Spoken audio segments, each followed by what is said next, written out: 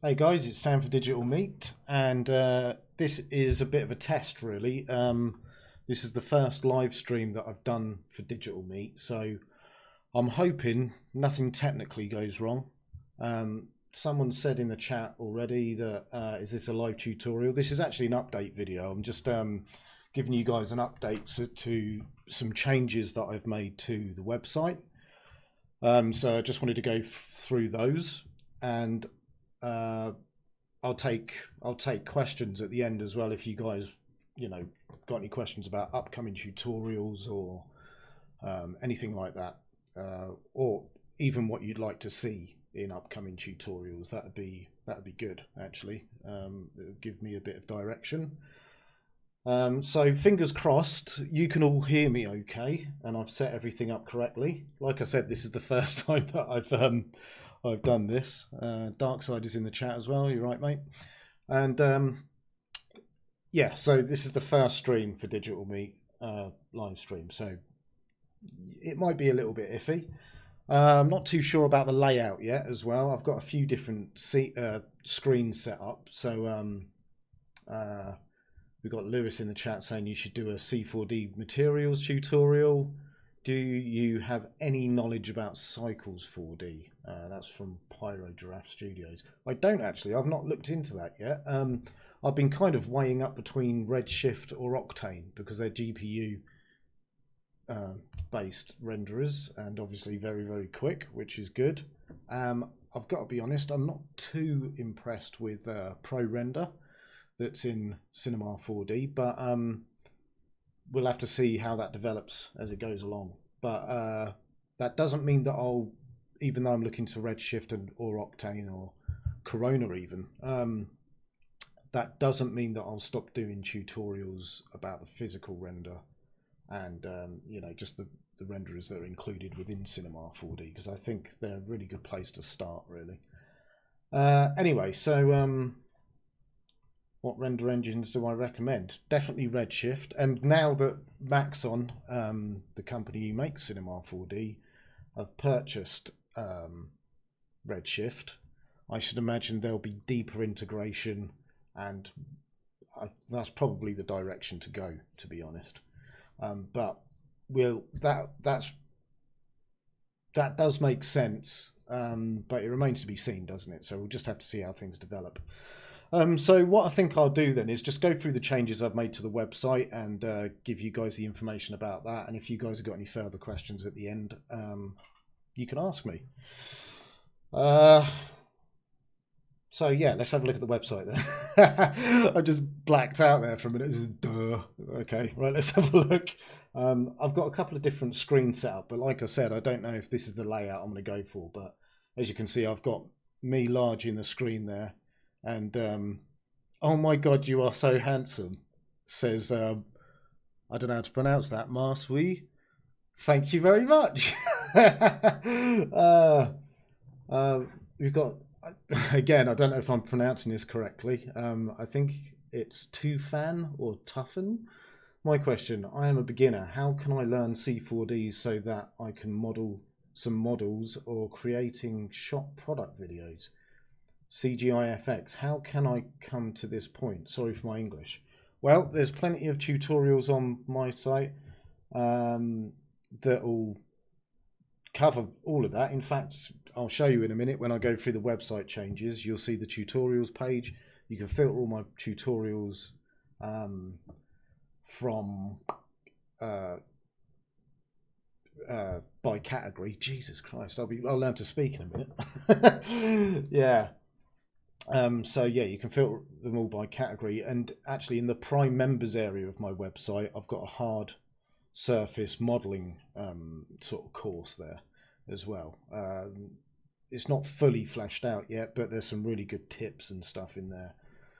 Well, it's not just tips. I mean, they're long form tutorials, and they do get into the nitty gritty of modeling and best practices. But there's more of that to come. Wow, the questions are really flooding in now. Chris H says, nice t-shirt. Yeah, it's a band called Carpenter Brute. Yeah, they played my local bar not long back, so they're good. Marsui, yeah, from Facebook asking questions about Unity. That guy. Oh yeah, I do remember you now. I'm that stupid one. There's no stupid questions, and you're not stupid, so that's fine. We've got someone with a very confusing Russian name. I think it's Russian. It says Octane or Redshift. We just talked about that a second ago. But I'm sort of leaning towards Redshift because of the closer integration with Cinema 4D, or at least I suspect there will be. Have you done motion tracking videos? You know, for VFX. Yes, I have done motion tracking videos. So, in fact, if you go to my YouTube channel and there's a little search button there, and if you hit the search button on my channel and type in motion tracking, it should pull it up. I've even done an object tracking one as well, so you can track objects independently of the scene. So that's good. Are you giving any tutorial for Unity today? No, I'm actually just, this like I said earlier, it's kind of a test. I'm just testing to see whether I can get the live streaming working okay and I don't mess things up really, really bad. So it's kind of a test in that respect, but also I want to give you guys some updates about the website.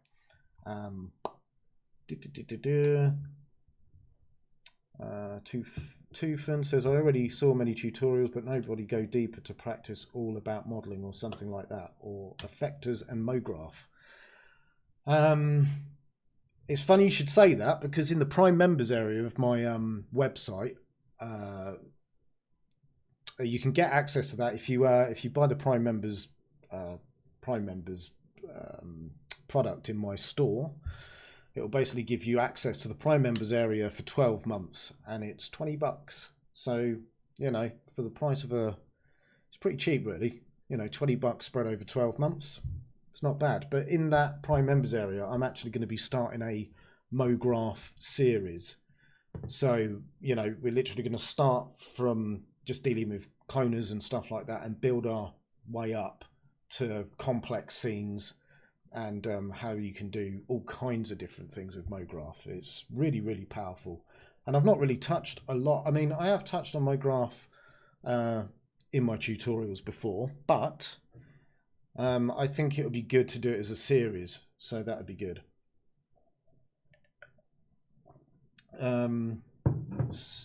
What else have we got? Something great to watch, at least, with United having no Champions League. Blah, blah, blah, blah.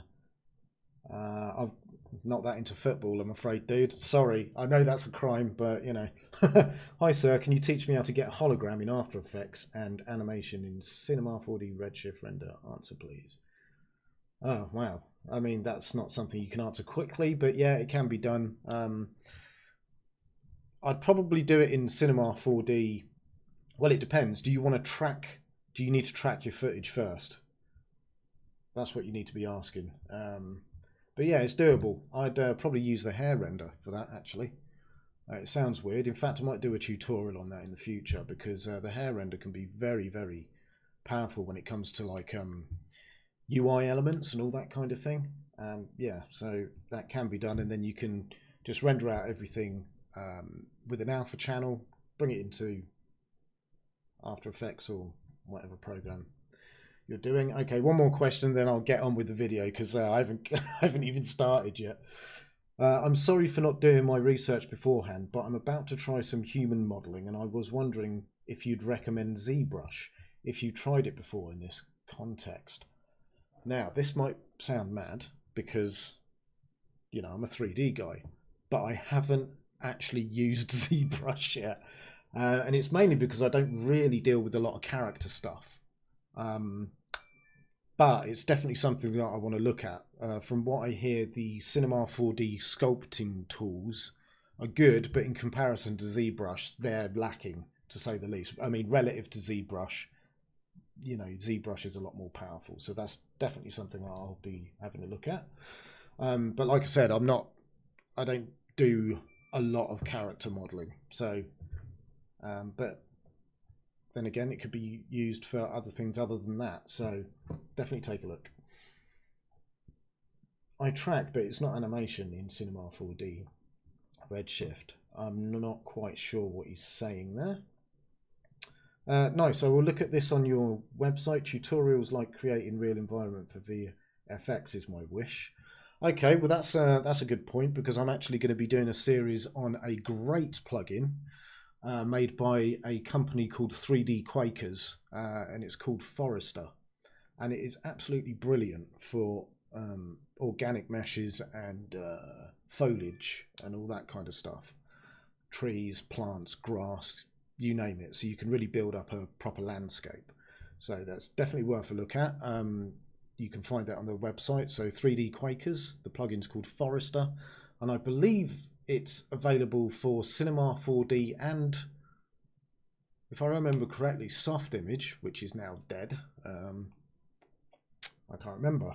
There might be another one. I'm not sure. Oh, Maya. I think it's available for Maya as well.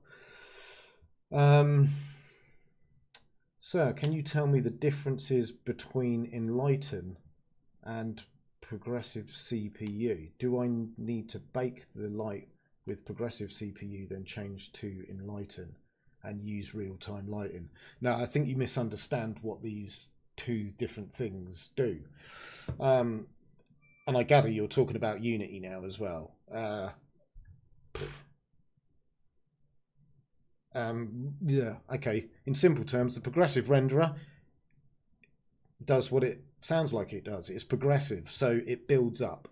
Okay, so instead of just doing it a chunk at a time and you having to wait for the end result, it does it progressively, so you can get an idea of how the lighting looks. Also, you can see if there's any errors in your light map bake. I prefer to use progressive. I find the results are better. But the other thing that you're talking about, the real-time lighting, it's not really real-time, it's pre-computed. So what that means is that it figures out how light will interact between surfaces, hold that data, and it kind of gives you what appears to be real-time GI, but it's actually pre-computed GI. We've got Greg saying he's just ended my Octane subscription, and Redshift has been a blast the last few months. Left Modo, V-Ray and Octane and shifted to Cinema months ago with your aid. So any Redshift tips, etc. would be brilliant. Again, that's something that I really, really want to look into, especially now that Maxon have bought Redshift. There should be closer integration. And I've been sort of weighing up the options between Octane and Redshift. A lot of people are saying that Octane isn't production ready, and it's got some things missing from it. But with the advent of its latest release, and especially with its denoiser, that looked very, very interesting, because it looks like it's even quicker than it was. So I've still got a decision to make, but I think Maxon's made it for me by purchasing Redshift. But again, I'll look into it. Sorry, the question is not the topic. How can I make tail with the feathers which working with dynamics? Maybe anyone saw tutorials. Yeah, you can do that. I'd make feathers with the hair renderer, and yes, they can be dynamic. You've just got to make sure that whatever's interacting with those hairs has a hair collider tag on it. Got to go to lunch. I just want you to know that your vids are being very helpful for me. Thanks a love. Greetings from Mexico. Thank you very much, mate. Much appreciated. Redshift and Forester are brilliant together, especially with multi-instances. Yeah, that's really good. Yeah, and especially with the multi-instances in R20, it's absolutely, I mean, it's just brilliant. It really is brilliant. Okay, let's get on with the video. I will look at questions in a bit, so don't think I'm ignoring you, but let's get on with what we're here to talk about. So I won't be able to see the chat for a while because I've got some notes that I've got to pull up. Okay, so let's shift the view of this a little bit, and I've shut everything down. There we go. Let's change the view to, there we go. So you can see my browser window, or at least you should be able to.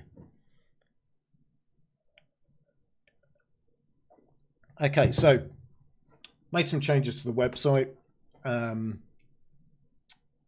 What's the first one? Where's my notes gone? Dearie me. This is what happens live.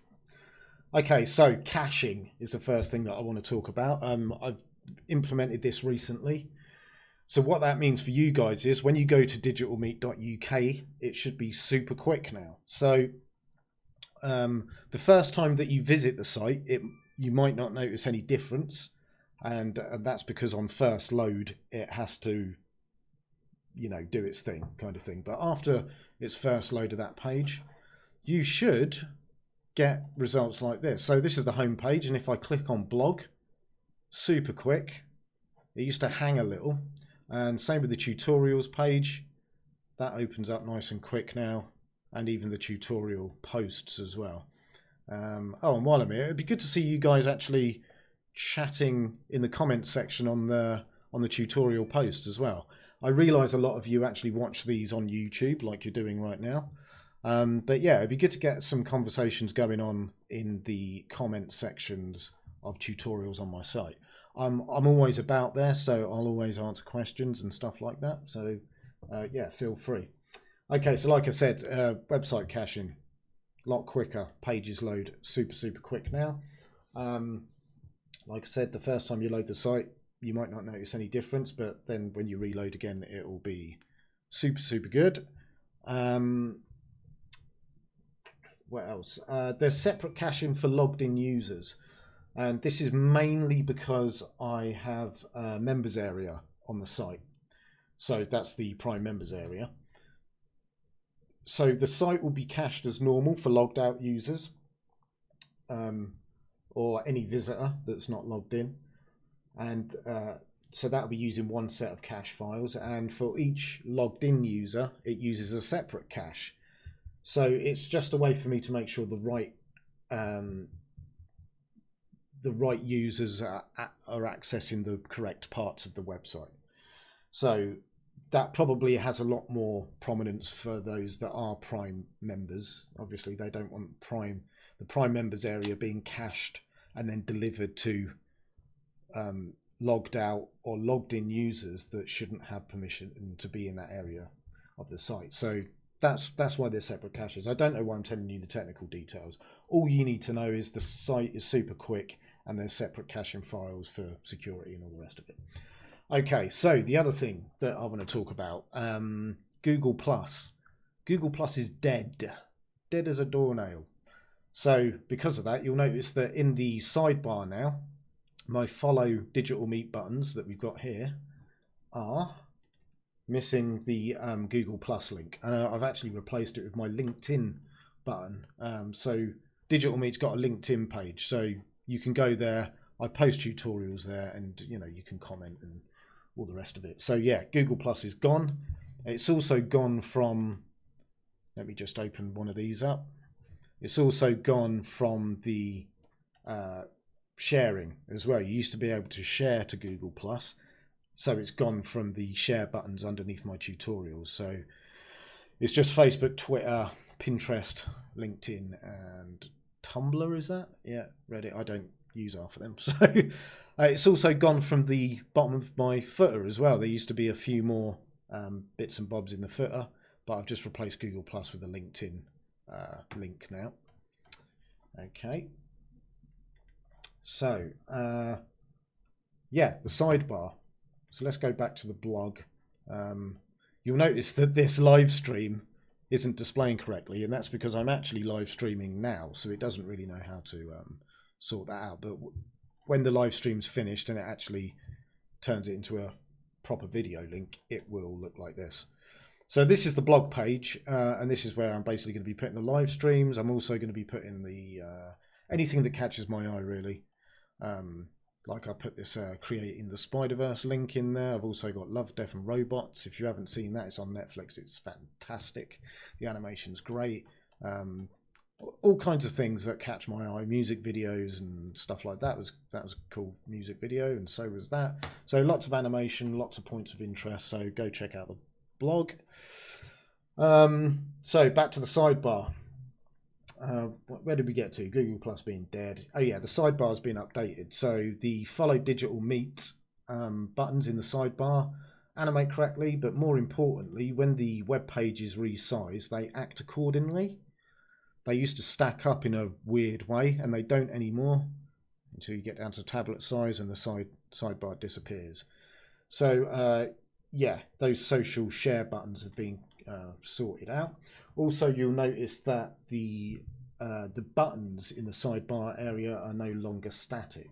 They've got animation when you roll over them, so you can see that icon comes out. Before they didn't have that, and it was just a little bit dead. So yeah, I've sorted those out. What else have we got? So they've got animation when we roll over them. Oh yeah, and the button's sized correctly now as well when you resize the page. I'm sure you just saw that a minute ago, but yeah, the text doesn't get bunched up or anything like that. It all adjusts, which is really, really good.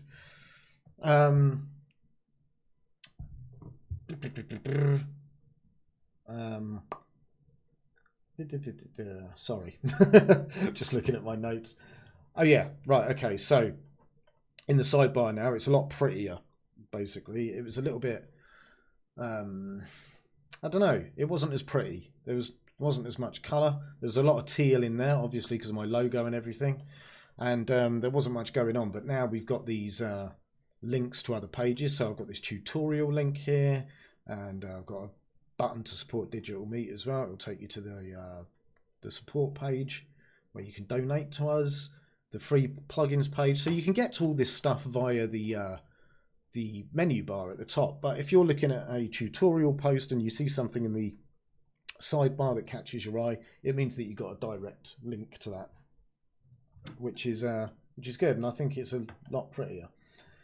What else have we got in there? We've also got, and I try to avoid this actually, we've got advertising in the sidebar now. I actually had advertising in there a while ago, but I didn't like it. I didn't like the look of it, and it wasn't behaving itself when resizing the screen. But I've managed to get past all those problems now. It's kind of a necessary evil because I've got to find a way of making it so Digital Meet can actually pay for itself. So I don't really want to shut it down, but if things don't get better by the end of the year, who knows?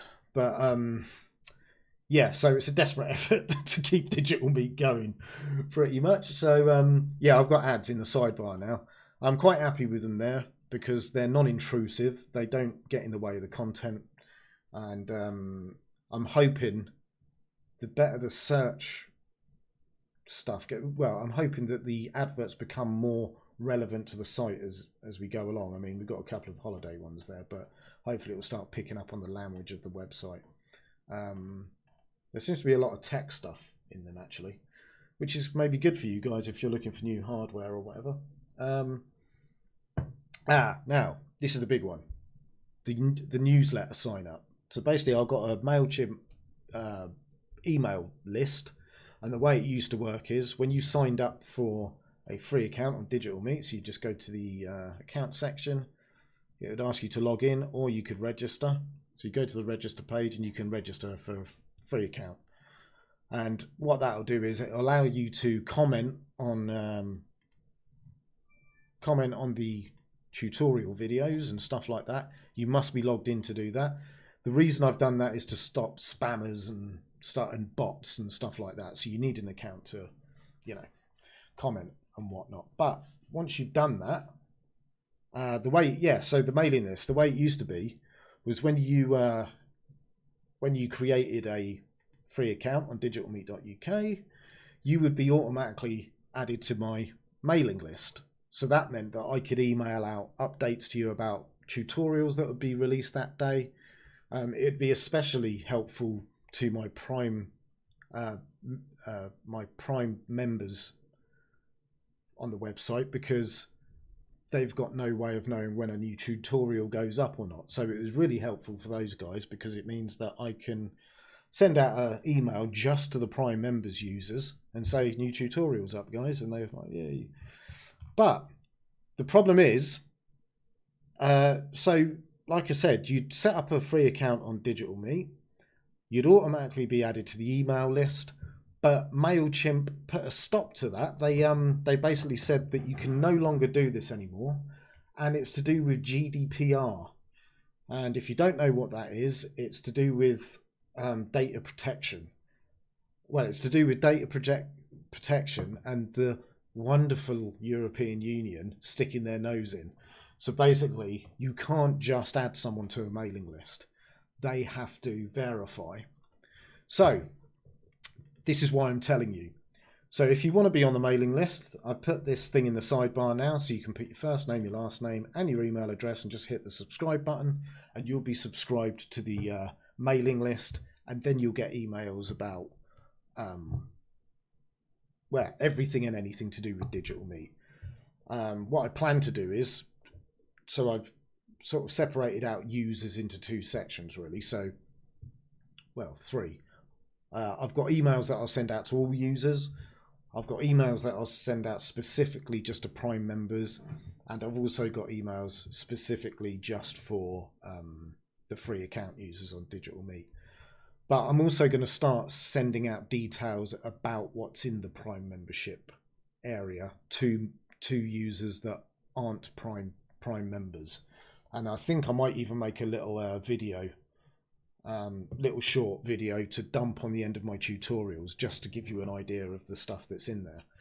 Because at present, there's not too much information. So the Prime members area, you'd go to the store, you've got this Prime members membership product. If you click on that, it will tell you that upon purchasing this product, you'll be given access to the Prime membership area of the website. It's $20 and you'll have access for a 12-month period, so a year.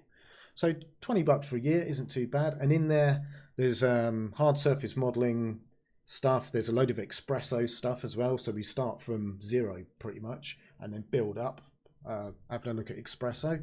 It's not as complicated as you think, and it's actually quite good. It can really help things move along. You can tie stuff together, and yeah, it's good. It's like glue. It's really cool.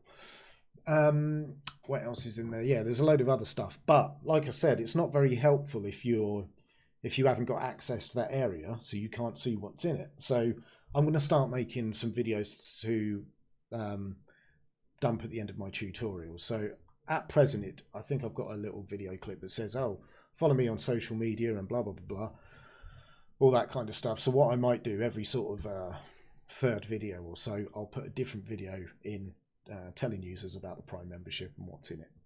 Okay, so yeah, that's what I wanted to finish up on. In fact, I've got the sidebar here as well. Yeah. So yeah, subscribe to the newsletter, because then you'll get information about when tutorials are coming out and all the rest of it. So I've just realized that I've done that entire chat to you guys with a screen. I mean, you can see most of the website, but I think I've got another screen here. Let's have a look. Oh wow, I just closed. For some reason, I just closed that completely. Excuse me for a minute. It's a bit of a nightmare, isn't it?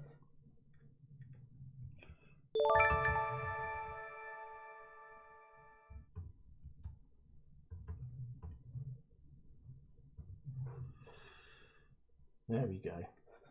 There we go. Right. Sorry. I accidentally clicked on the cross off there. I just got an alert then.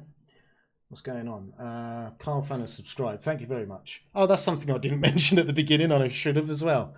I've got alerts turned on. So what that means basically is that there's a link in the description. You can see it there. It says support the stream, streamlabs.com/digital meet. So if you want to send a message that appears on screen, or something like that, you can donate a small amount, and then it will pop up a little message on screen with a little GIF of your choosing. And also, you just saw there was an alert for someone subscribing, so that pops up on screen as well. So I've got alerts turned on. Again, I'll refine those in the future. I've also got super chats turned on as well, actually. So if you did want to donate in the chat, you can do it that way, and send wonderful Google 30% of it. So yeah. So yeah, what I was saying was, I've just realised that by looking in the stream screen, the chat's taken up half of it, and so's my ugly mug. And you can see I think I've got a full screen somewhere. Let's have a look. No, that's back to me. There we go. So I should have done that in full screen. Sorry, guys. Like I said, this is the first stream, so this is going to be a bit manic. So let's get back to... Oh, shit. There we go. Let's get back to looking at the chat before I basically ignored you. I'm sorry for not doing my research beforehand. Oh yeah, we talked about that before. Can you share some portfolio or personal projects? I'd really love to see your work. Well, if you go to digitalmeet.uk and go to the gallery section, I've got some bits and bobs there, but nothing too serious. I've got a renders page, so you can have a look at some renders that I've done. Although I do need to update this lot, they're a bit old now. I've also got some videos in here as well. So this is a project that I worked on late last year. In fact, if we bring that up, it's basically a... I'll turn the sound off so you don't get that. And make sure the quality is good. There we go. So this is basically a video about proton therapy. And I didn't do that, but I did do the 3D work for the actual system itself. So this is what the proton therapy system looks like. So I did some work on that. And that's the thing you sit in and get zapped. Wow. He looks intense, doesn't he? So yeah, so if you can go to the video section on my site and you can see some bits and bobs that I've done. Unfortunately, I can't share a lot of what I've done over the last 10 years because, well, to put it bluntly, I worked for a company that up until... I've got another alert there, XG Jimmy. Thank you very much for the subscription. Yeah, most of the work that I did over the last 10 years was for a company whose work fell under NDA agreements or the Secrets Act. So I can't actually talk about any of those projects or share any information about them. So that's from 2010 to 2018. I can't talk about any of that stuff. So it's only sort of the tutorial stuff that I've been doing or any work that I've done outside of that. But even my freelance work, even some of that has fallen under NDA. And but I'll share what I can in the future. Like that one I just showed you, that was okay to share because that's actually their video. They put it out for public, so that's fine. So I'll keep you guys up to date with that. I track, but it's not animation in C4D Redshift. Yeah, I read that earlier. I'm not quite sure what he meant. Toughen or Tufan, I'm still not sure how to pronounce that. Says, nice, I will look at this on your website. Tutorials like creating real environment for VFX is my wish. Yeah, we talked about that as well. Sir, can you tell me the I've read these, sorry guys.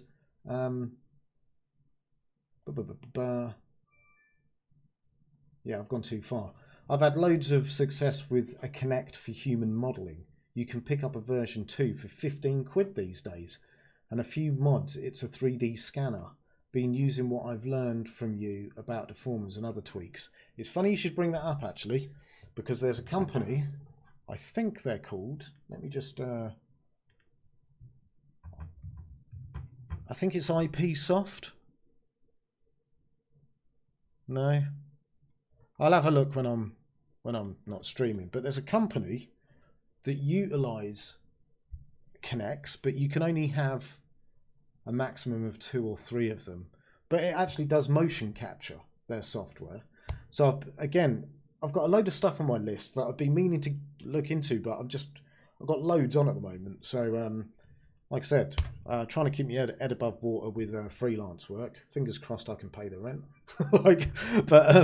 So that's my first concern really, being able to eat, sleep and live, you know, the usual. So yeah, so I'm busy doing that, but I've got a load of stuff on my list that I've been really wanting to get my teeth into. So yeah, but yeah, thanks for that. Got to go to lunch. Yeah, I read that. Redshift and Forrester are brilliant. Yeah, I wonder how much a Unity guy can get paid in Britain. Looking forward to work there. Looking forward to working there. Well, I worked for some Unity guys. worked with some Unity guys when I was working for that company that I mentioned earlier, and it's weird because they weren't strictly Unity guys in terms of doing everything. They were mainly programmers, so they programmed for Unity, and the 3D team, which is what I was part of, took care of the artistry, if you like, inside Unity. So we looked after shaders, getting the models in, making things look good, and generally setting up the lighting and that kind of stuff. And those guys, the Unity guys, really took care of the running of the program, how things are loaded in, all the clever stuff, pretty much. But they earn good money. So, yeah, I think you'll do all right. Wow, this website looks nice. Thank you very much. Much appreciated. I can see a cart there. Yes, you can. What can users buy through there? Well, currently, the Prime membership is the main thing on the website. I've got a store there, and I need to populate it with products because I've got a couple of things on there, but they're really old now, and I really need to flesh it out a little bit. But yeah, I wanted to get together a library of objects, but the reason this isn't got a 360 image is because I had to turn what's it called, hardware acceleration off in Chrome so I could stream the Chrome window. Usually you get a nice 3D view and it's all PBR and stuff like that, but at the moment it's been replaced by pictures. So but yeah, if you go there it will look a lot better than this. But yeah, so what you get in these, I mean, it's nice and cheap, $1.99. This is really just a test product really, but yeah, you get a C4D file with a PBR substance material in there, and I've even put a Unity package file in there so that you can just pull it straight into Unity and it will be, the material will be all set up ready for you. So what I want to do is flesh out this area of the store with loads and loads of stuff, loads of furniture, loads of objects, maybe weaponry, furniture and fixtures, electrical, loads of stuff. But like I said, it's just getting the time to sit down and just start digging my heels in and really start knocking stuff out. I'm but just one man. So, let's have a look. Do you recommend any render farm for C4D? Well, you might be hearing about that shortly because I was contacted by someone in California, I believe, who said, I run a GPU render farm and I'll give you a bunch of credits, and I'm willing to give your users some credits as well so they can try out our product. So I've emailed him back. There was a bit of a gap. I said, look, can I get back to you? I've got a load of work on at the moment. And then I emailed him back recently, so I'm just waiting to hear back. So I'm hoping that I can not only recommend a GPU render farm, I want to make sure that it is good though. I don't want to sort of tell you guys to go somewhere and it not be very good. So I want to make sure that there's a use case for it. But it looks like, yeah, this fella's quite willing to say, tell your users to use this code and they can get some free render time. So, let's just keep that in mind and see how that plays out. I thought you are a black man. No. I don't know why you would think that, but then again, I don't know why you wouldn't think that either. Do you know what? Do you know what I mean? Like, yeah, that's a weird one, that one. Moving on. Can you make more tutorial for Unfold 3D? It's not called Unfold 3D anymore. It's called Rhizome UV. And in fact, I've been meaning to delete the Unfold 3D tutorial from my YouTube channel and the website because it's really confusing a few people, Unfold 3D and Rhizome UV. But just to clarify, Unfold 3D is something that was created by a French dude called Remy, very clever bloke, and he changed its name to Rhizome UV. Now, if you look up Unfold 3D, you'll probably find somewhere that still sells it, and you might be confused of going, well, I've got Rhizome UV and this place is selling Unfold 3D. The reason that that's happening is because the place selling Unfold 3D has some kind of licensing or something, but it's not the up-to-date. It's an old version, okay, basically. So Rhizome UV is what you want, and you can go to rhizomelab.com, I believe, and yeah, great website, tells you all about it. Great people that work there as well, really good. But yeah, I'll be doing more Rhizome UV tutorials. In fact, I've got one coming in within the next 30 days, probably. Okay, so don't buy a render farm. Render locally with GPU or use an external farm like Zinc. Well, that is a render farm. Oh, I see what you're saying. Don't buy a render farm. No. You wouldn't buy one, would you? Because who's got the money to build a render farm? You would just render, render time, basically. This is what I was talking about earlier. The guy that approached me about the render farm stuff, he's already got one, and he wants to give my users credits or tokens or whatever for some free rendering on his render farm. Okay. Hi, how do you think if Redshift will be included in the next update? I'm not sure about that. I'd say it's pretty unlikely, to be honest. Maxon now owns Redshift, as we all know, but they've already said that they're going to allow Redshift to continue what they're doing, because obviously Redshift isn't just for Cinema 4D, is it? I think they've got a standalone and plugins that go to all different kinds of 3D programs. So I can't imagine that they'd stop that, because it'd be killing a cash cow for starters, and also it'd probably upset a lot of people that had bought Redshift for those platforms. So I don't know whether Redshift will be integrated or not. I mean, I don't work for Maxon, so I really can't comment, but I should imagine that Maxon will still want Redshift to continue doing what they've been doing best, and I get the feeling that they're probably not going to interfere as much. But saying that, I should imagine that now Redshift is owned by Maxon, Cinema 4D will be a priority. So we'll just have to see what the future holds, I'm afraid. But as for it being integrated, I'd say don't hold your breath. And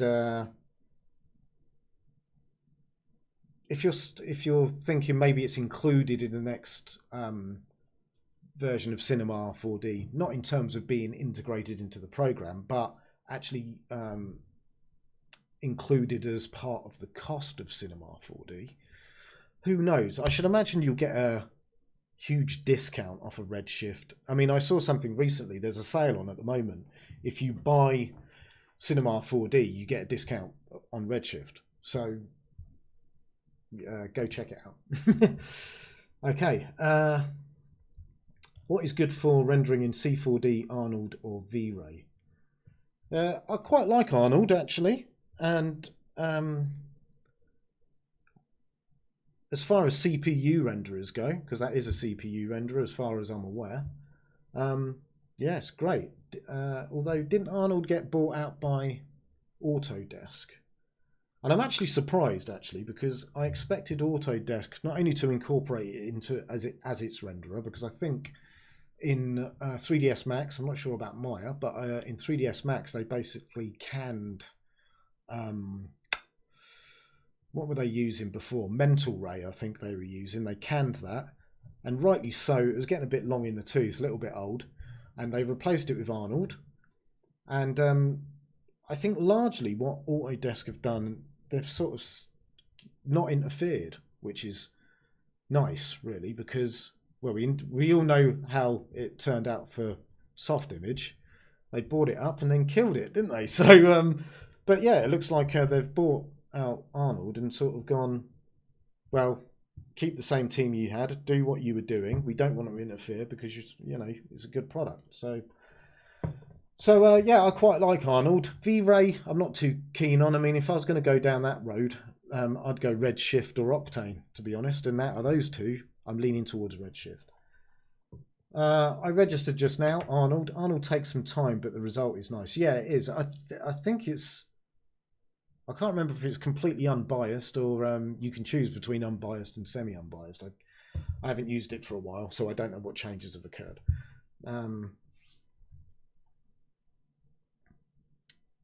I can pay through Union Pay. I can't pay through Visa and PayPal. Great. Mars, again, I don't know if I'm pronouncing this right. Mars, you are my saviour of Unity light settings. My lecturers, they only know how to kill time in class, playing videos and talking about some scripts that are too easy. Okay, thank you very much. Is it necessary to set reflection probes after setting up light probes? I'm confused whether to set light probes and reflection probes or not. Well, it depends what you're trying to do. Just to be clear to my other users, we are talking about Unity now. Is it necessary to set up reflection probes after setting up light probes? I'm confused. Right, okay, so the purpose of light probes is if you want to light objects that are not static. So say you've got an animated object moving around a room, you can't bake that, can you? You can't, because it's not static. So the way you'd light that is with light probes, and it's a way of faking bounced light. Yeah, it's a way of faking bounced light on dynamic objects. So that's why you need your light probes. The reflection probes, they do two things actually.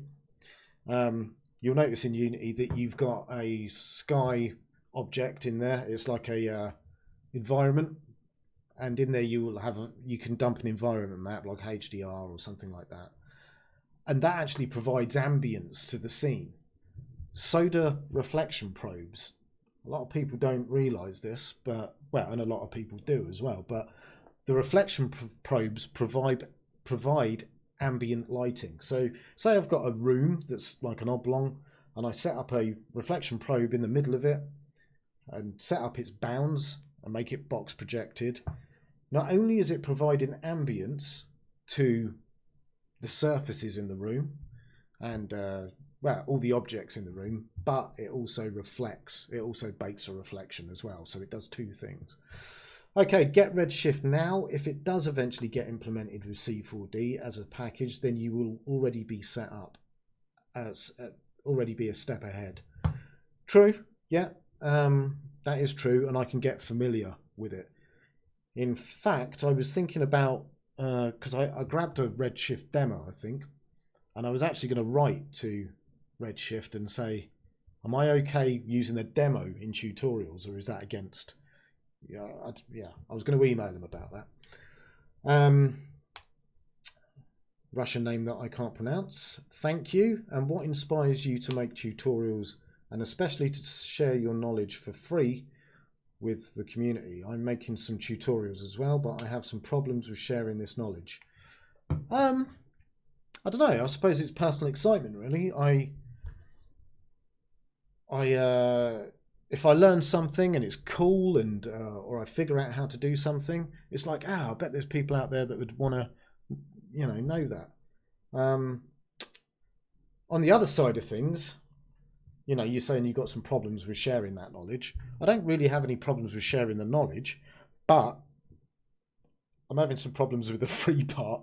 I've got to be honest. I mean, like you said, I've been giving all my tutorials away for free, but now there's a section on my website, the Prime members area, where I'm actually charging for that knowledge, and I think it's a balance. I still want to be giving away, the tutorials for free. I mean, the plan was this: basically, give away all my content for free and hope that my users would find it within their hearts to either donate on the donation page of my website or join my Patreon.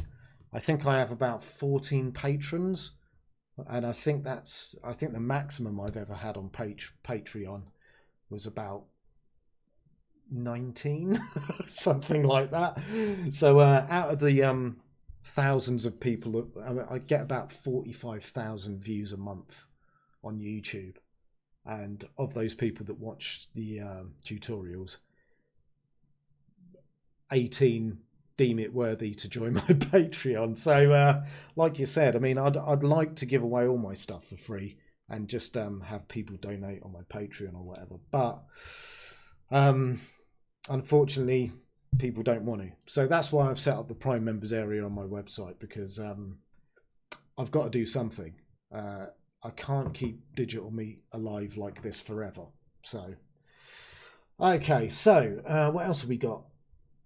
I mean, I want to be a Prime... okay, so my character won't react to any baked light if I don't have light probes, right?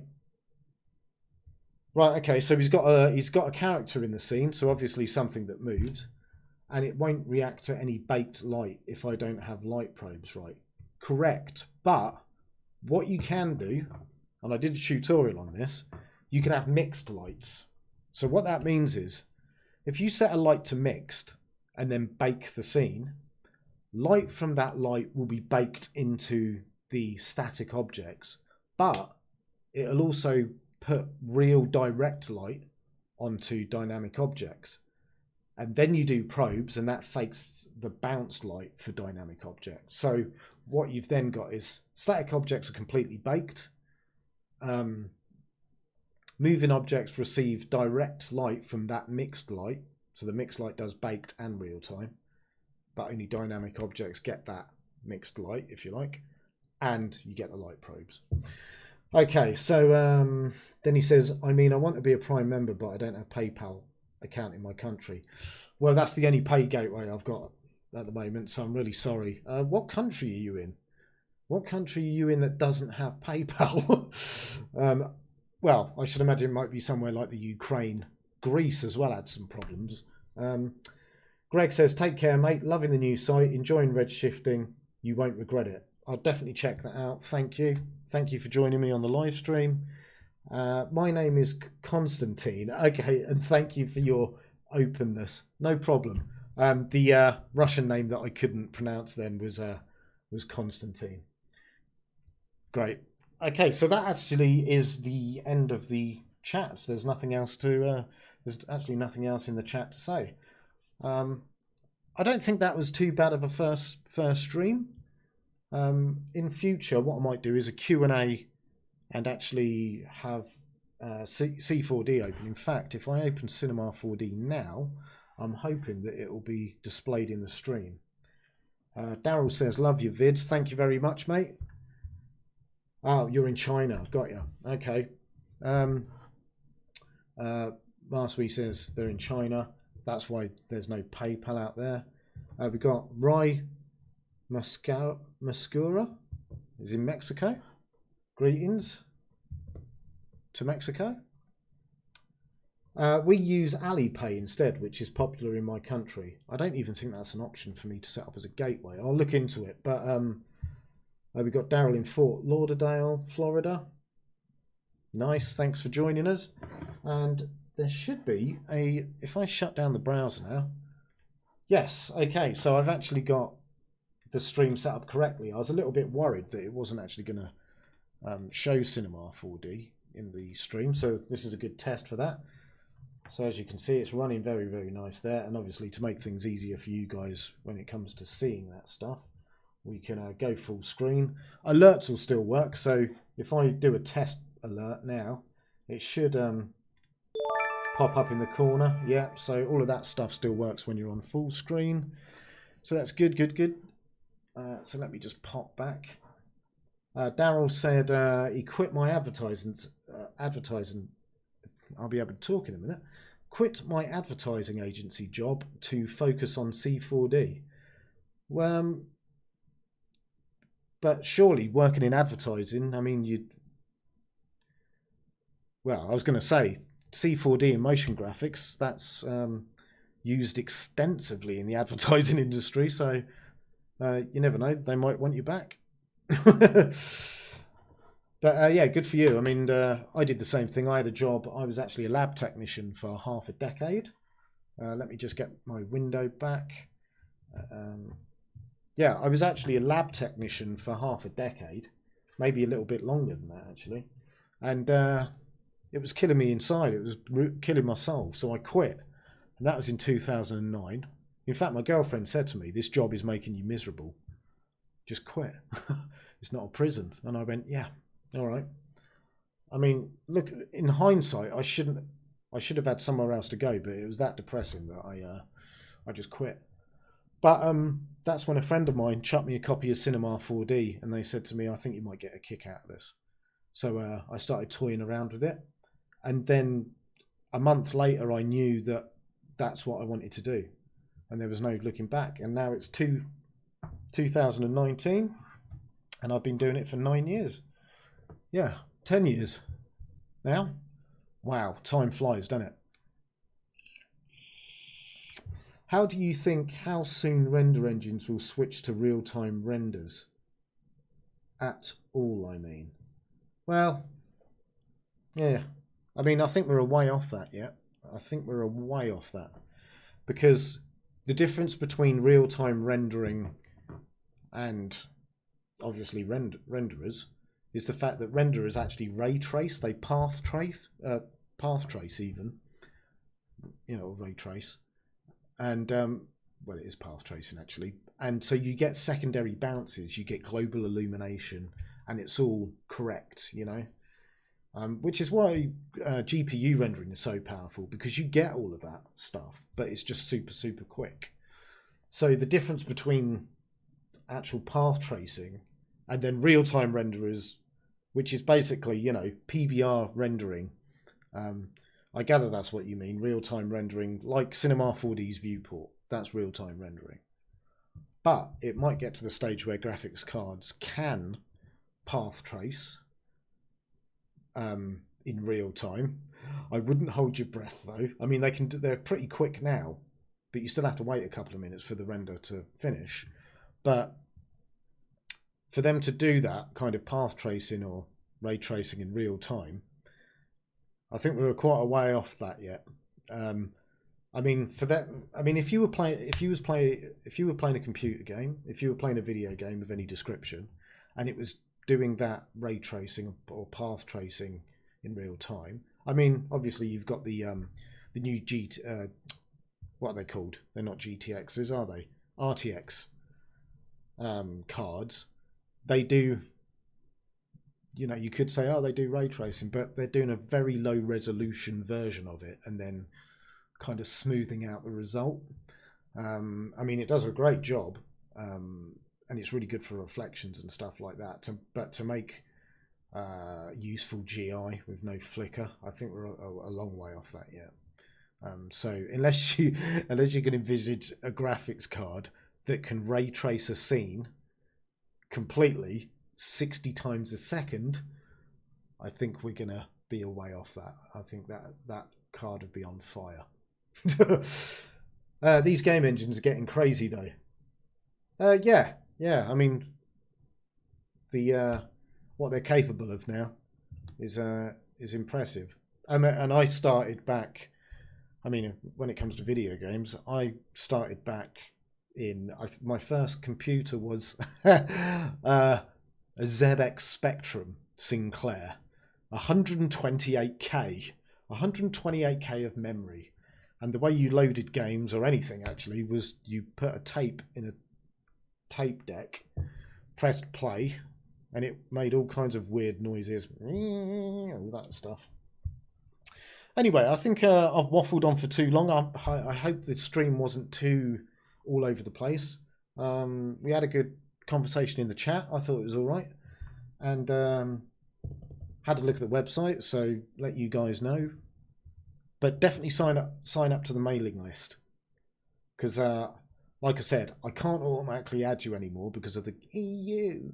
So so please use the sidebar to sign up to the emailing list, and then I can send you guys updates about upcoming tutorials and even information about the Prime members area and what's in it.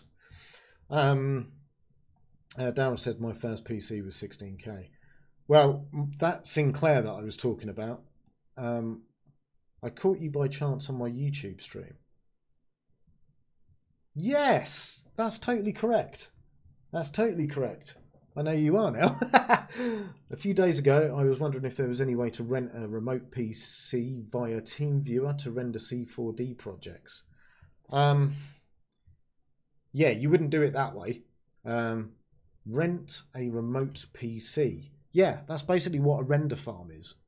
So I mean, there's a render farm called Render Rocket or something like that, and basically what it lets you do is your Cinema 4D save file you send to this place, and then they render on hundreds of machines, and you render tokens which represent render time. So that's how you do it. You wouldn't do it via TeamViewer. Please don't do that. It's absolutely pointless. I'll render your stuff. I built a screamer. Are you talking to me or Rye? Because I built a screamer as well. I've got a well, actually, I've got a nice little setup here. I've got my main computer, which is a computer with a what's in it? A Threadripper 1950X, and I've got a couple of slave machines that I've set up in a team render configuration. Now that makes me think. When this guy said Team Viewer, did he mean Team Render? I think he meant Team Render, maybe. How can I get into cloud rendering? Again, like I said earlier, I'll be covering that if I can get this guy to answer my emails about all of that stuff. Right.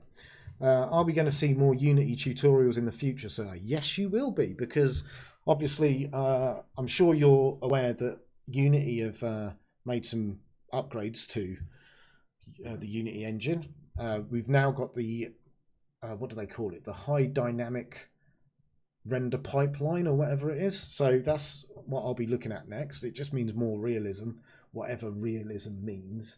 But you know what I mean. Me too. 1950. Yeah. So yeah, I've got a he's asking what cooling I need to learn. Unity, yeah, it's really good. I was actually thinking about looking at Unreal Engine at some point. I did actually have a look at it back when it was like 4.2, something like that, but I abandoned it, and I had lots of back and forths on the forums with the Unreal Engine sort of staff, and the problem that I was having was when I was exporting out of Cinema 4D FBXs, it wasn't taking the smoothing across, like the Phong angle.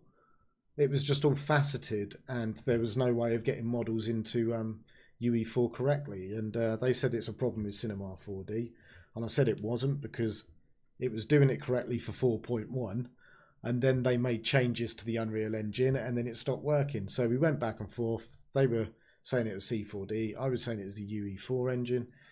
It got nowhere, so in the end I went, I'll abandon it then, I'll just move over to Unity. So that's what I did. So Daryl says 1950X, which is the chip that I've got. I've also got a, thanks to my brother actually, I did have two GTX 970s in there, but thanks to my brother, he swapped me them with his GTX 1080 Ti card. So thank you very much, and I shout out to my brother Adam. And he's asking what cooling. I went for a thermal take liquid cooling system. The pump is thermal take. The actual block that goes on the chip isn't. The only thing that is thermal take is the pump, because it's the only vertical one that I could find that is that would fit in my case basically. And the cooling, you know, you see all these cool machines with like different colored fluids in there and all of that kind of stuff, but that only serves to gunk up your machine quicker. So I just went straight with not deionized, but you know, just water basically, deionized water.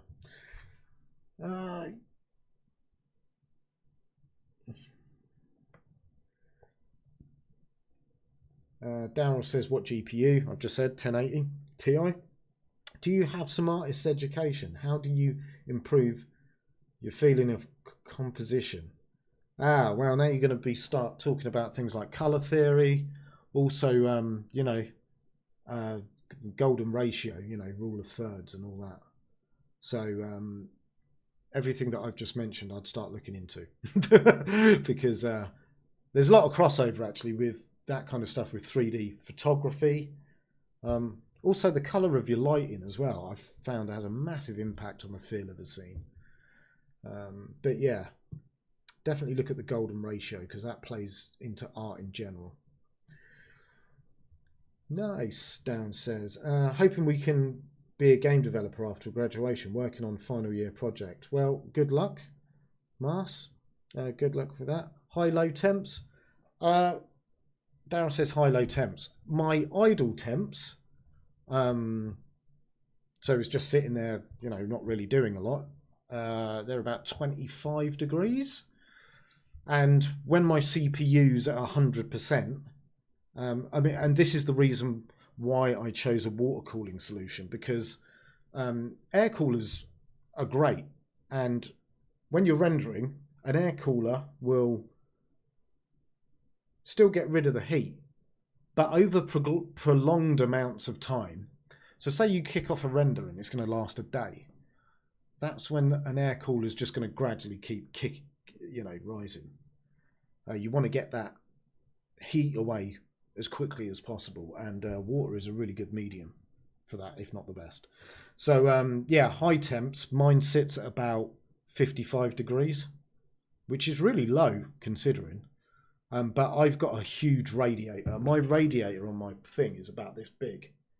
In fact, for Daryl's benefit, I will, if you bear with me, I'll link him to a video that I made.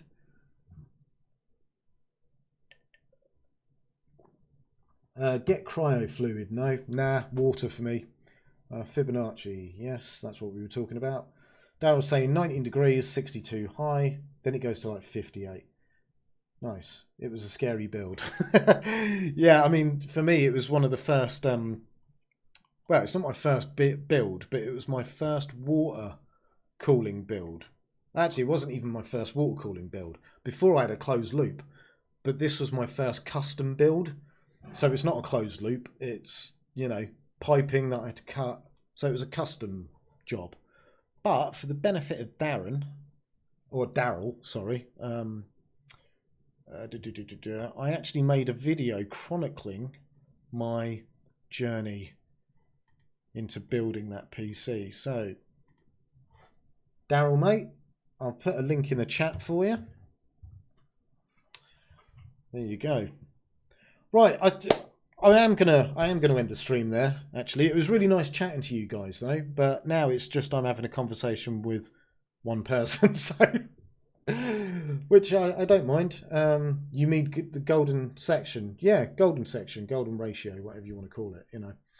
So you are trying to respect this spiral building you're seeing in a project. Well, it's not about the spiral per se, but it's about the ratio and the exponential nature of it. You can split your screen up into sections based on that basically. But yeah, it's really good to actually set out a composition. Don't get me wrong, you don't have to.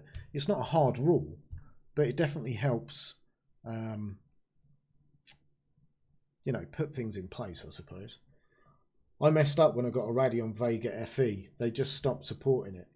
Yeah, you messed up when you bought a AMD-based graphics card, basically. Thanks, cheers. I'm still here. Oh, Roy's still here. How many people have we still got in? Let's check. Yeah, we've still got 8 people watching, so I suppose I can keep going and take more questions. Obviously, if people don't want to watch, they can just leave, can't they? So it's not that big a deal. Leonardo da Vinci is a huge inspiration. Yep. Thanks for all you do for us, man. That's from Alessandro. Thank you very much. That's much appreciated. I suppose if there's no more questions, I might call it a day there. Daryl says, I figured AMD card with AMD chip. Yeah, you'd think that, wouldn't you? But the problem with AMD cards, no CUDA cores. So when it comes to hardware rendering in sort of After Effects or Premiere Pro, it needs to have CUDA cores, doesn't it? And there's a load of other, I think Octane as well. Is it Octane requires CUDA cores? So you can't use AMD with with Octane either. So Mars says have to sleep. 6 a.m. here. Didn't sleep. Just don't want to miss your streaming. Good luck. Oh, that's really, really sweet. Thank you. The only reason that I actually start at 10 o'clock, well, my time, I'm in the UK. So for me, I started this stream at 10 o'clock, 10 p.m. at night. And the reason that I do that is because a lot of the demographic that watch my videos are from the US. So on the eastern coast in the US, it's what, around 5 o'clock, 5 p.m. when I start streaming. And so it's difficult to know when to do it because obviously I've got a bunch of people that watch me here in the UK. I've got a load of people the other way, sort of going into Europe and then Eastern Europe, and then you start getting the other side of the time zone. So it's difficult to know what to do really. So yeah, so thanks for staying up for me, Mars. Thank you. And is that Constantine? I forgot how to pronounce that because all I see is the Russian name. Let me scroll back up to find he did say, I can't remember if it's Constantine or Constantina. I can't remember. Oh, I can't find it. I think it was Constantine. Yes, Octane requires CUDA. Yeah, it does. Russian time is 1:10.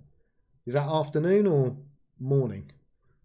Before you go, I want to know, how do you like Playmaker?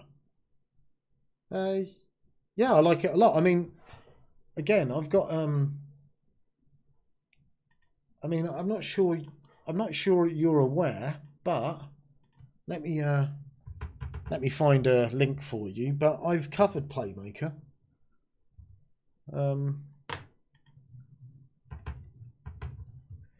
Sorry about the wait, guys. I'm just trying to dig out some Playmaker tutorials that I've done. I mean, I did them a while ago.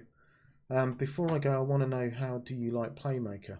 Love it. I mean, I'm a 3D guy, so I'm not really. I mean, I get the logic of coding, but when it comes to, I mean, I write a little bit of HTML and I can write a little bit of CSS, but I don't know how to program.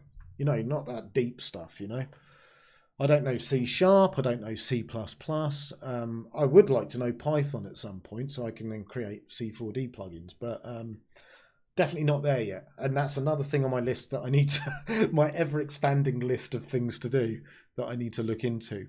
But let me find a playlist for you, because I've got one somewhere. If you go to my channel, you can actually look at my playlists and you should see it there. So I thought I had a separate playlist for Playmaker.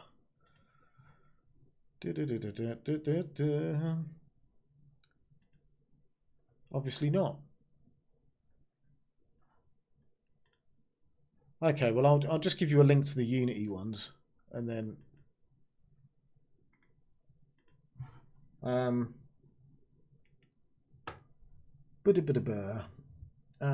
right. Before I go, I want to know how you like Playmaker. I'm wondering whether to buy it or not. I like Playmaker, but I'm posting in the chat now a link to, well, it's actually my Unity playlist, but if you look down the playlist, you'll see there's a load together, and kind of like Espresso, actually, but for Unity. So I'll dump that in the chat for you. Into it. In fact, I was picking parts for it for a good 2 months before I finally settled on everything that I was going to put in it. It was a lot of soul searching and, you know, all of that stuff. So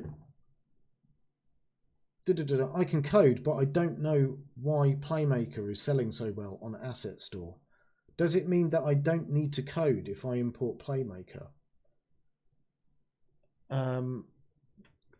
Well, it's still coding, but you just don't have to worry about syntax, basically. You don't have to know that, oh, after I put this thing in, there needs to be a colon after it or whatever. You still have to know the logic. You still have to understand the logic. And that's essentially what Playmaker is. It's just a set of logic gates. In fact, what Playmaker is final state machines. That's what it is. But yeah, it's visual scripting for Unity. Daryl says, "Uh-oh, stream spike." Is there? Sorry. I think I shut down the window. Let's have a look. Oh, we got 9 people watching. That's all right. 10. Okay. I think we can handle that. That's okay. I'm just reloading the stream. Okay, cool. Daryl says, I was originally going to build a table with all the bits inside. I was thinking about that because it looks really, really cool, but it's totally impractical unless you build some, you're clever with it. But I'm not that good a carpenter. I wish I was. I have a bunch of OP parts left, like the 3-fan radiator, the cooling block, and the pump tubes. Sigh. You just disconnected just now. Damn, I don't want to sleep now. Gutted. If I did disconnect, it's probably because my upload speed dropped out, maybe? I don't know. Let's have a look. Well, I'm uploading at 4,000 kilobits per second, so that should be enough. It's about 4 meg per second. Could be higher, I know, and that's why I'm at a 30 frame per second frame rate, because I don't want to push my luck. I think if I went 60, yeah, the stream would just drop out. Daryl says it was when you were searching that link. Oh, okay, cool. Well, hopefully everything's back to normal now. All in all, this stream is very clean. Yeah, well, I did some tests actually, and I found that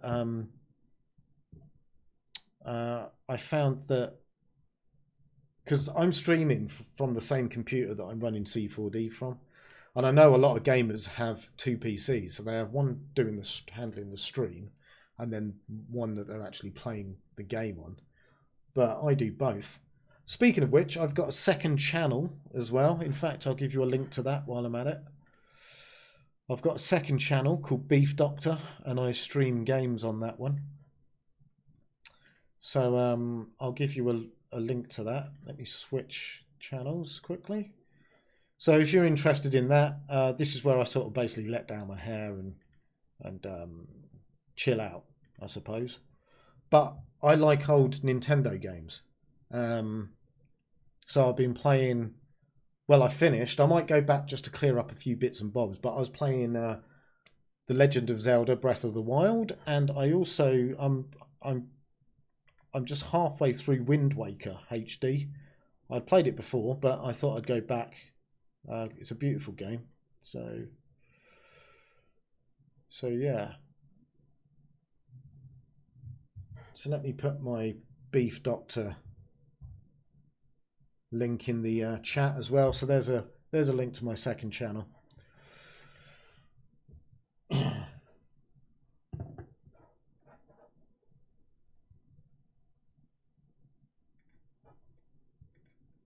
Darren says Bionic Commando was my favourite. I never played that one actually. When I say old Nintendo games, I'm sort of talking GameCube, N64 era, I suppose. But yeah, so I've been streaming some games. I think next, I've got to say that I like games that are a bit quirky and indie as well. I find that they're the games that have the innovation. The bigger game studios, they seem to just sort of pump out the same games all the time, just for different skins.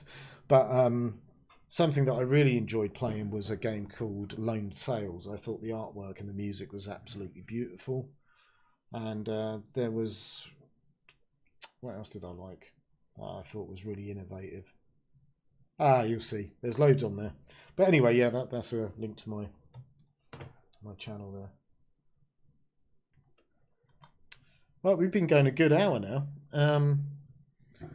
How do you like room escape games on the market? I've not played any. Are you talking about where you have to find clues and, you know, all that kind of stuff?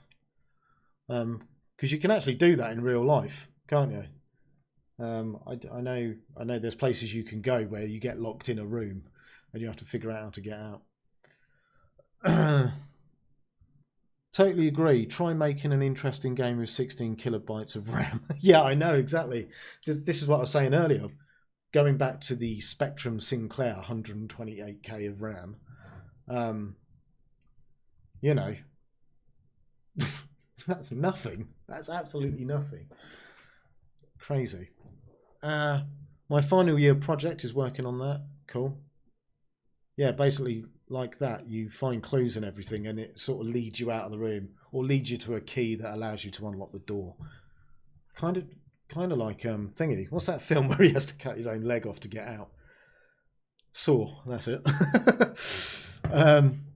There is a storyline though. Sounds good, man. You'll have to give me a link to it when you're done.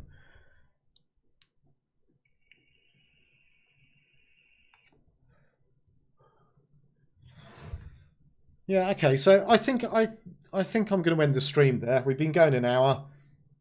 I did what I was meant to do. I talked about the website and I had some questions about Cinema 4D, and I think we're sort of veering off a little bit now, which is fine. But if you do want to chat to me about just general stuff, like I said, visit my second channel.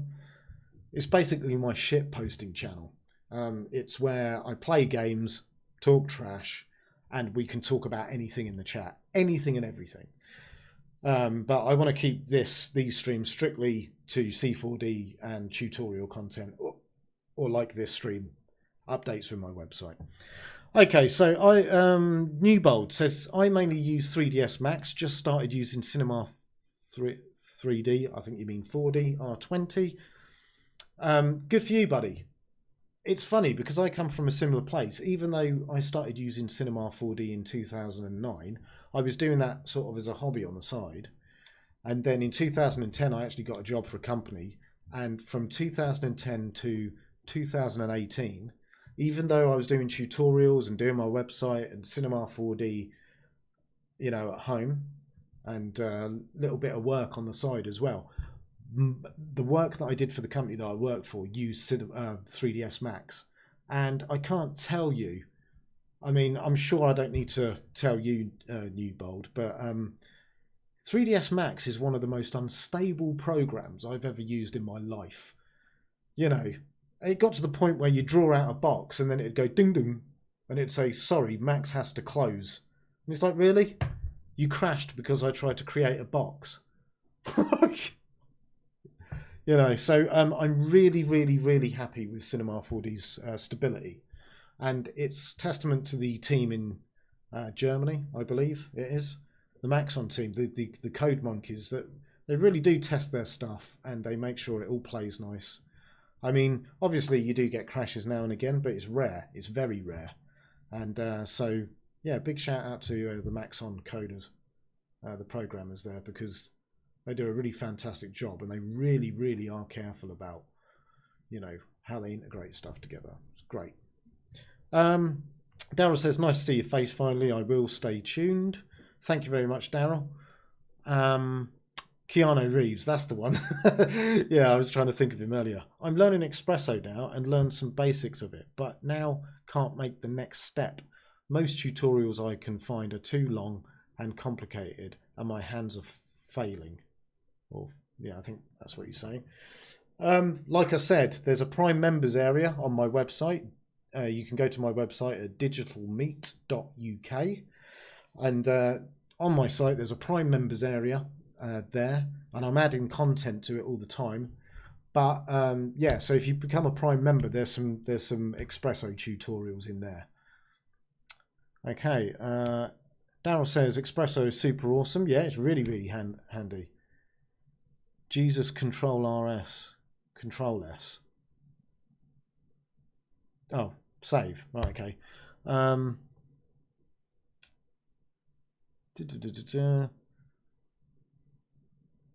Mars Wee says Autodesk sucks, always crashing.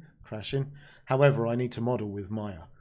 Yeah, I mean, that's one thing that 3ds Max has got going for, actually. Its modeling tools are really, really good. Although its stack is okay.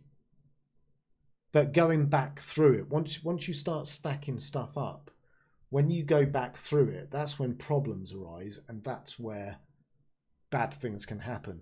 Whereas in Cinema 4D's parent-child relationship, so instead of a stack, they have this kind of parent-child hierarchy.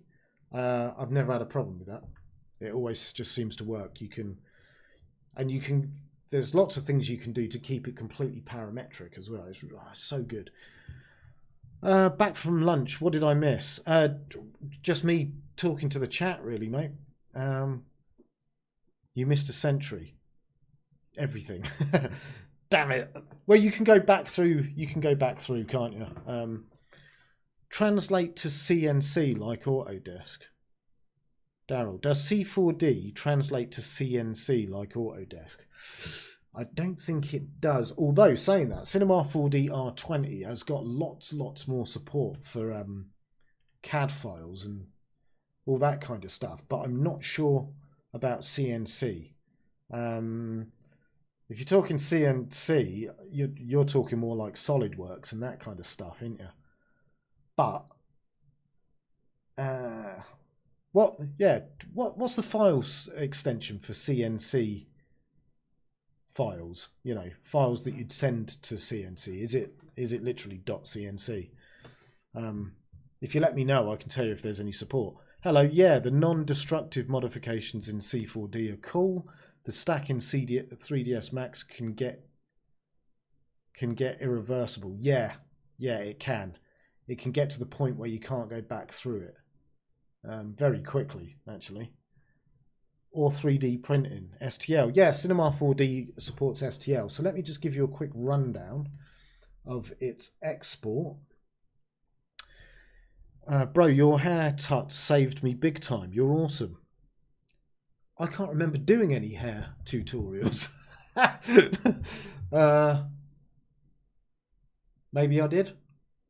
I'm not sure. I've done quite a few now. I'm over 120 tutorials, I think. Okay, so you can export out of Cinema 4D 3ds files, so 3D Studio, Alembic, Allplan, which is a .xml, Bullet, which is .bullet, Collada, which is .dae. Oh, you can do Direct 3D now, which is a .x file. That's interesting. Okay, you can do DXF, which is, the extension is DXF as well. FBX, obviously. Illustrator files, you can shit out of Cinema 4D now. That's interesting. I wonder if I can set up a load of splines and export them as a vector. I'll have to look into that. STL, you can export. You can also export a volume file, which is a .vbd. You can also export a VRML2 file, which is a .wrl, and wavefront OBJ. But I think it actually imports a lot more. So let's have a look. Open. And what file types have we got here? It just says all files. But yeah, I'm sure if you look through the help menu, or even better, look at Maxon's website, it will give you a complete list and rundown of all the supported file types and what types of files it imports. Okay, so what do you think about the... Also, can you show the hierarchy?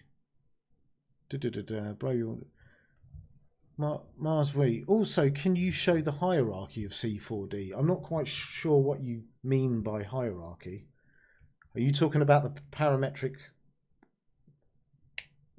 stuff? Are you talking about the parent-child relationship hierarchy? Is that what you're talking about?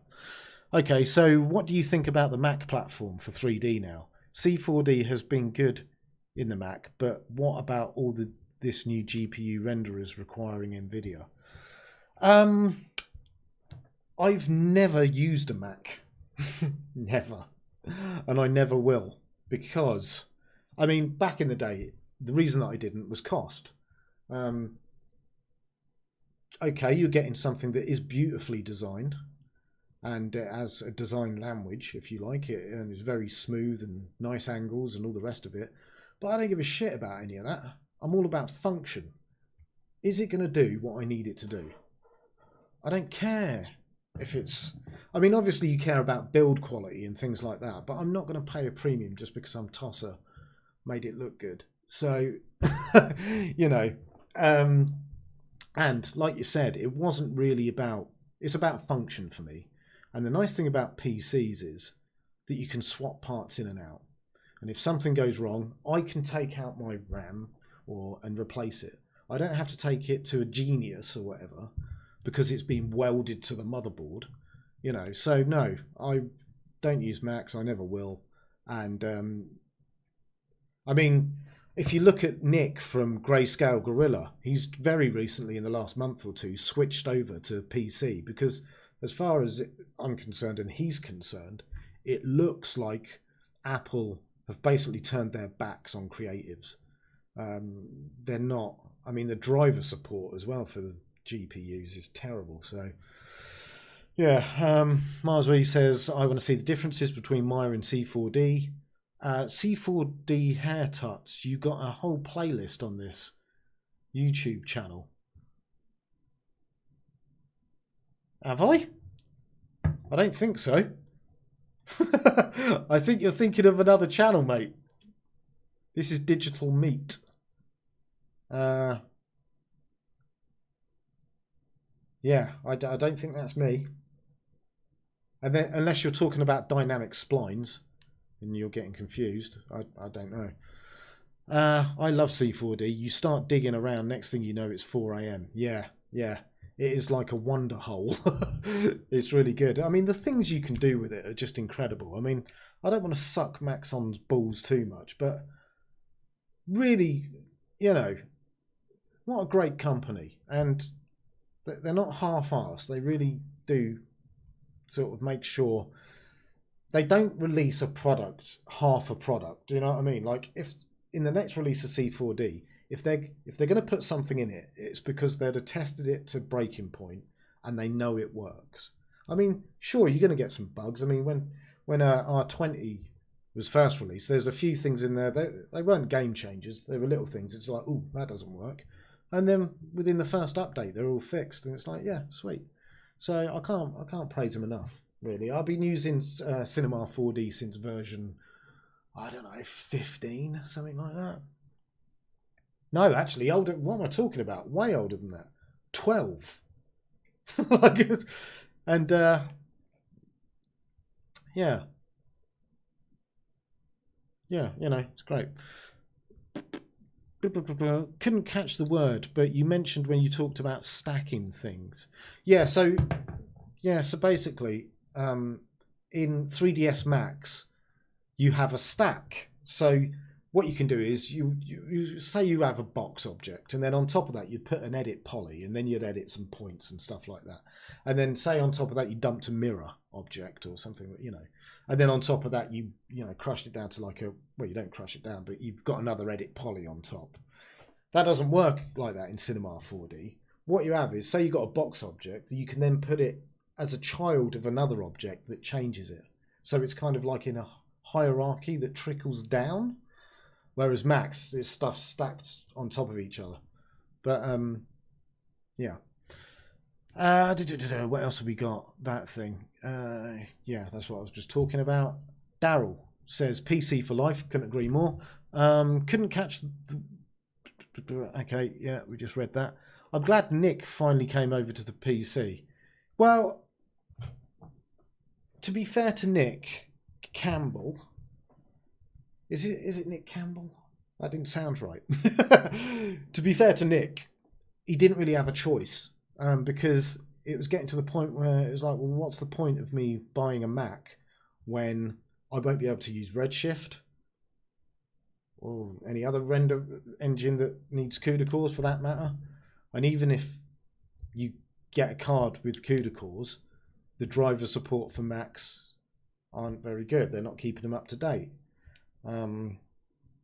So I'm sure Nick prefers the UI, you know, whatever the operating system's called, on a Mac, what is it, OS X or whatever it is. But I did actually say to him in the comments of his video, you can build what they call a Hackintosh. So it's basically a PC, but it will run a Mac OS. So you get the best of both worlds then. You get all the hardware and all that cool stuff with the PC, but you get to run something that you find familiar visually. I made the tutorial about making procedural tree, and strangely there is an issue. I made the tutorial about making procedural trees, and strangely there is an issue that there are some Mograph leaves that are seen in viewport and quick render, but invisible in renderer in picture viewer. Now that might be a priority issue by the sounds of things, possibly. I'd have to see the scene file, to be honest, because it could be lots of things actually. Daryl says I'm starting to hate Maxon. Actually, they don't support, but I love the software. Okay. Well, I'm sure that, I mean, I don't know if you've tried emailing them or whatever, but that's a shame to hear. 30 minutes ago, Digital Meet. Okay, last question. I'm closing. Streaming. This is just a test. Lol. Yeah, I do remember saying that about half an hour ago. But, well, you guys keep throwing the question. So, Daryl, Hackintosh. Yeah, that's correct. That's what I was saying. Do you work with Houdini? I've had a look at the Houdini engine within Cinema, but that doesn't actually let you author anything. You have to do that within Houdini. And unfortunately, I just haven't got the cash to try all these wonderful programs out. I wish I did. Daryl says I had that problem. Mars says I tried Houdini once. That software is quite hard to understand. Yeah, the learning curve for Houdini is... So, yeah, it's pretty steep. I'm quite happy to carry on chatting to you guys about 3D related stuff. Yeah, I'm quite happy to carry on chatting for a little while longer. Is that something you guys want to do? Or have you had enough?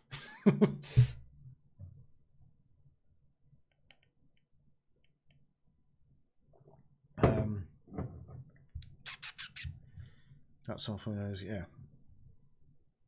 Guys, keep him talking. Okay, well, look, while you try and formulate some questions for me, I'm going to put you on my Be Right Back screen, because then I can fill my drink up and just grab something to munch on quick. So I'm just going to put you on the Be Right Back screen, and I'll be back in a sec.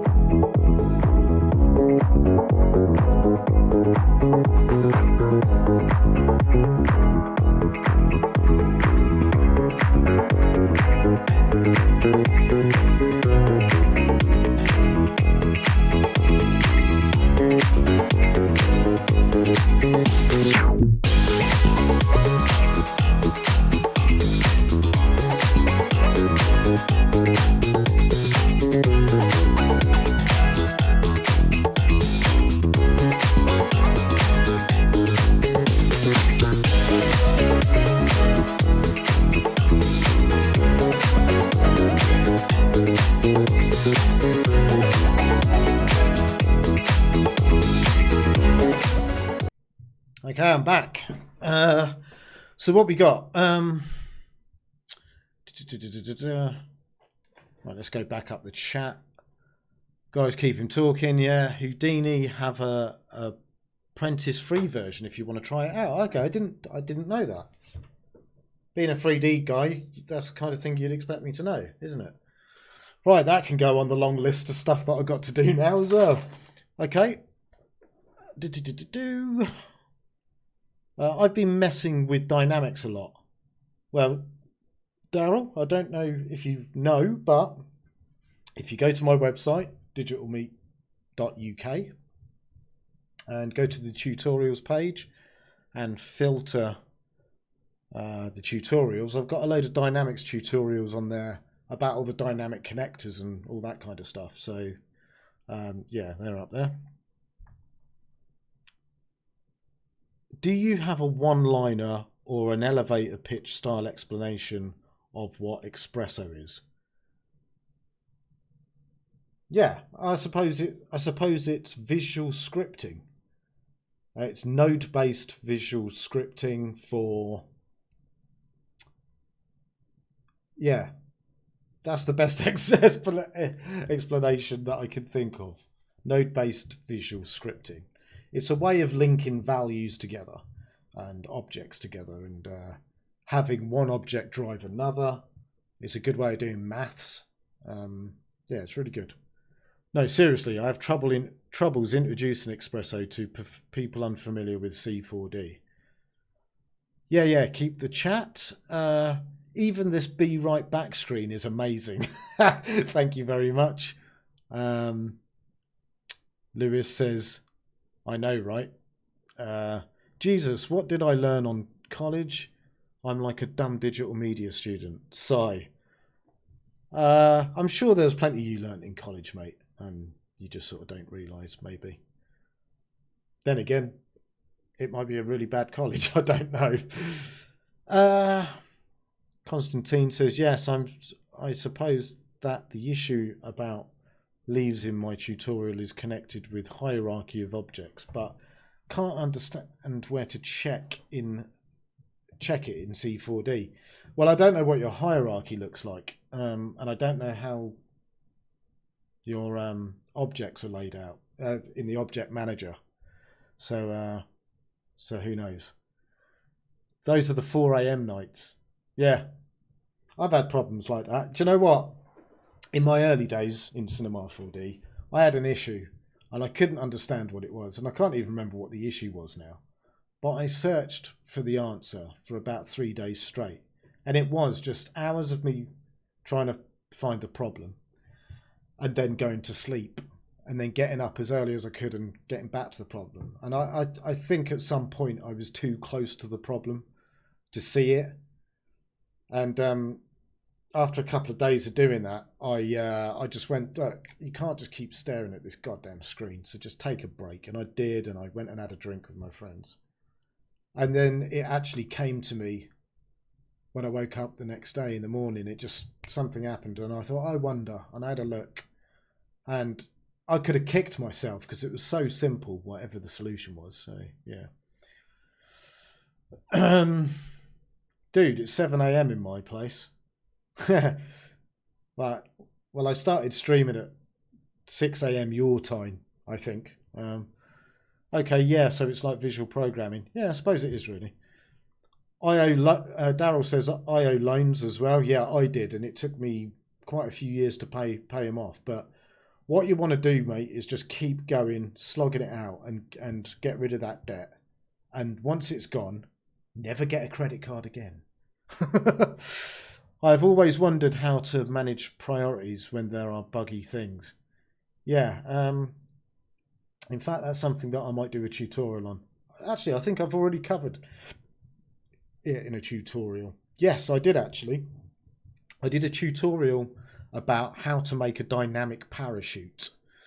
If you look at that tutorial, it's in 2 parts. There's part 1 and part 2. If you look at that tutorial, it appears that when you render the rope that attaches the parachute, the actual parachute canopy, to the crate that it's floating down to Earth, they've kind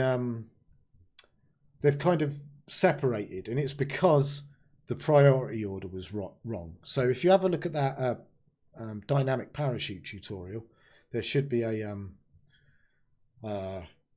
something about that in there. If you're wondering what I'm waving around as a croissant, sorry about that. There is a lot to that. Can you show Playmaker on Unity? Here, I want to see how what the visual scripting is like. Well, like I said, I sent you a link to a playlist earlier, and there's loads of Playmaker stuff in there. What I can do, though, I can put a link. Oh, I'm signed into the wrong YouTube account. If you bear with me a sec, I'll pull out a video for you. Sorry, you can probably hear me chewing on the stream now. Okay, we've got problems by the looks of things. There we go.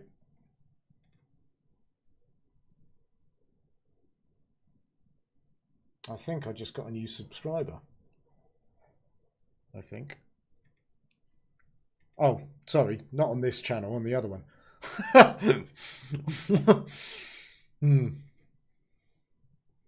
Oh, the other thing that I wanted to say as well.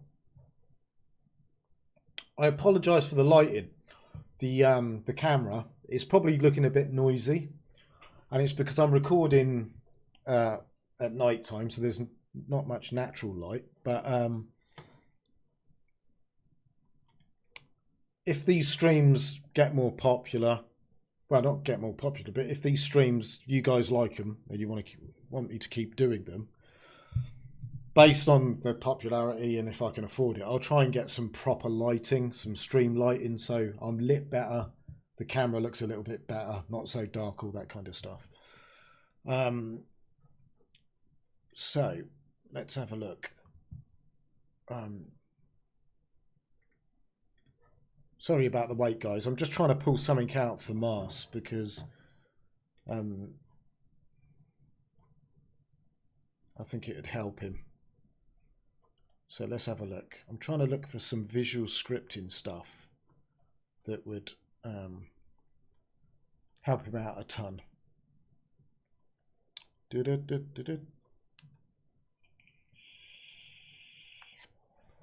Jesus, it's been a while since I've done any Unity stuff, like visual scripting stuff in Unity.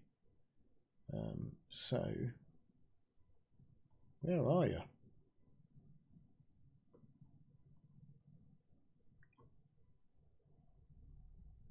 Okay, so I made some controls and stuff for the some input controls using Playmaker and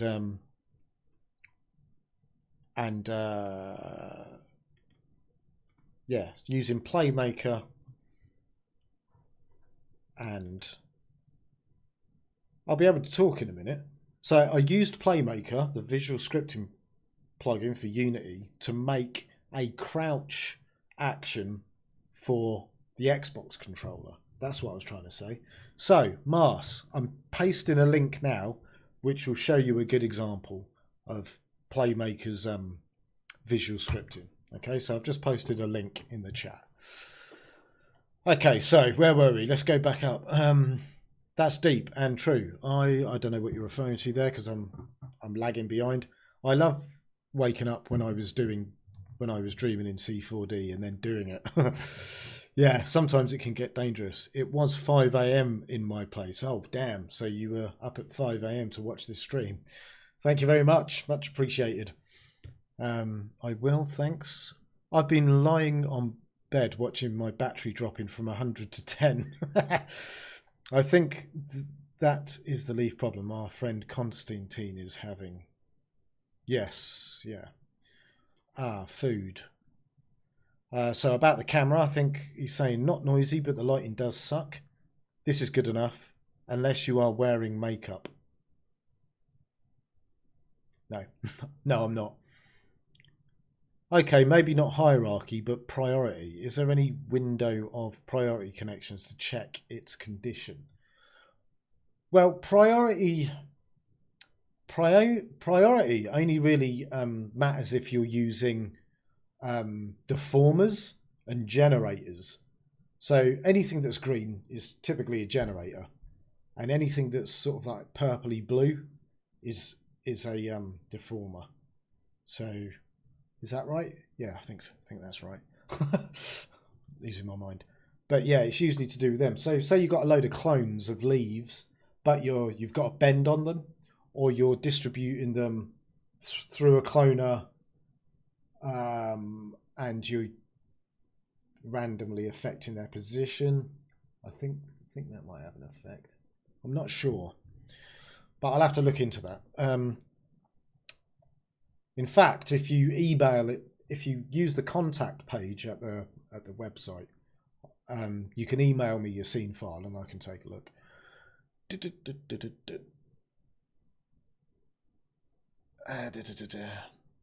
Daryl says, were you able to make NAB this year?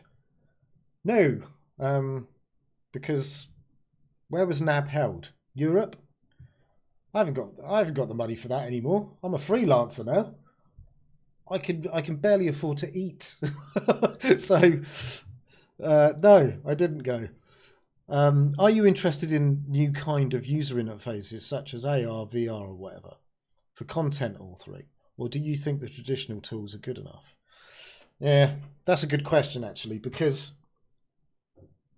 VR tools probably make sense for VR projects. So if I got a VR headset on and using VR tools to create a VR scene, that may make sense. But they already tried this in Unity, and I found that I could just use Unity's, I found that I could use Unity's regular tool set, normal tools, way quicker than, you know, using these panels and tools in VR. It actually slowed down the process for me. And obviously, you know, you got the headset on, you taking it on and off. So imagine doing that in C4D. I mean, it'd be cool to sort of walk around your creation and stuff like that.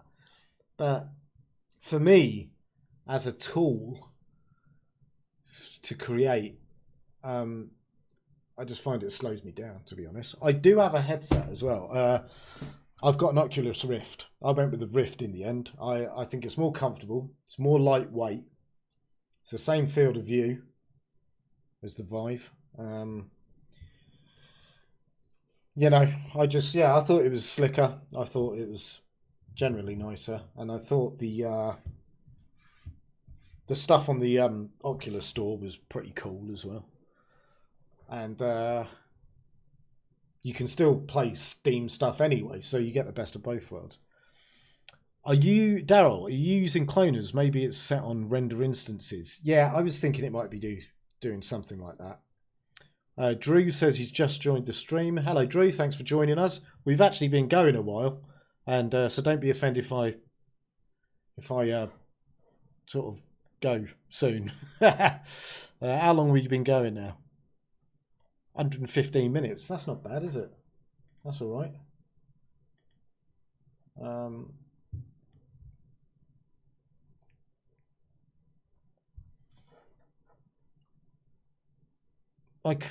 Mars is saying he can't move his eyes away from the bread.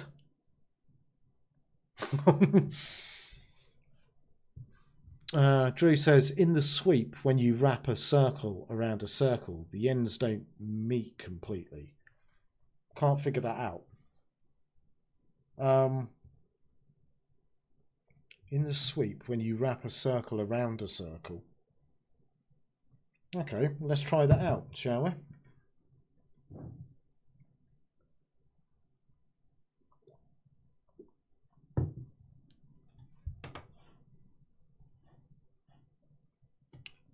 I wasn't going to do this, but that's intrigued me. And I know there's a fix for this. I know there is, but because it sounds familiar. So, sorry, I'm just rearranging my stream stuff. Okay, so there's a sweep thing that you just said. Laughing my arse off about NAB, same.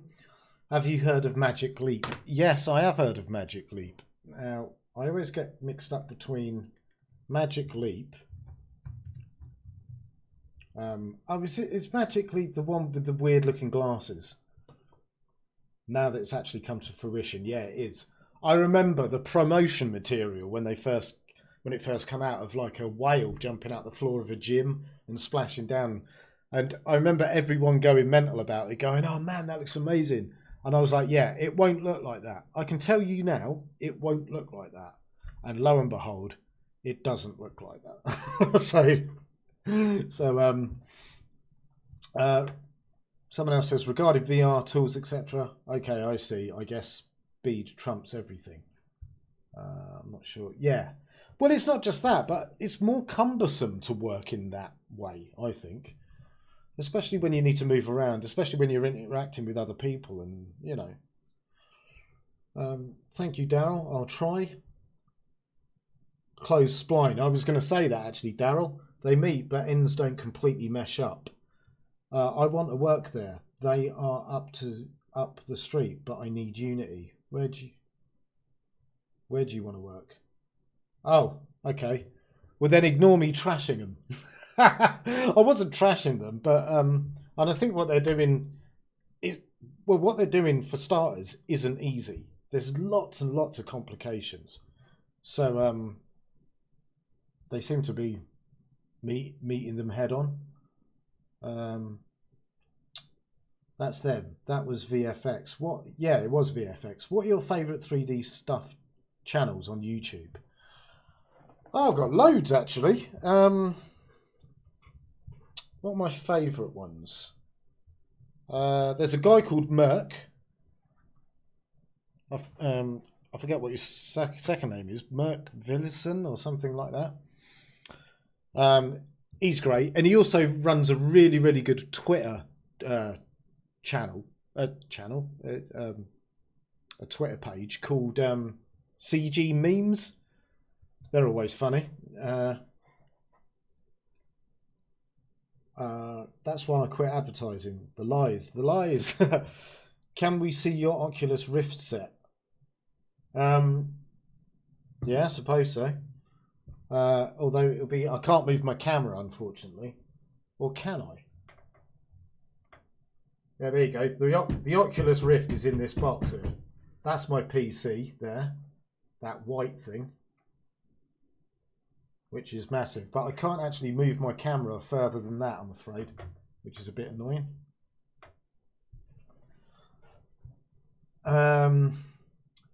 I love Merc. Yeah, he's cool. Yep, he does espresso. Okay, let's have a look at this. Let's go to a different shot. Okay, cool. And let's see if we can sort out. In fact, let's go full screen.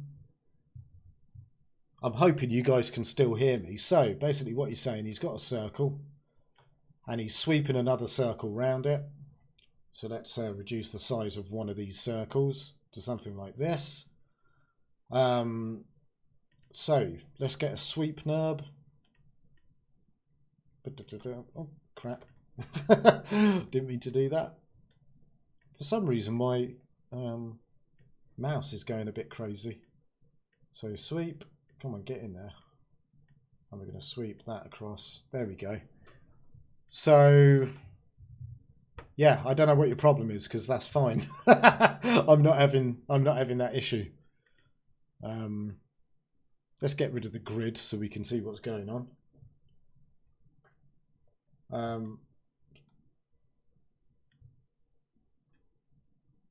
A Craft says, thank you for your time. Keep up the good work.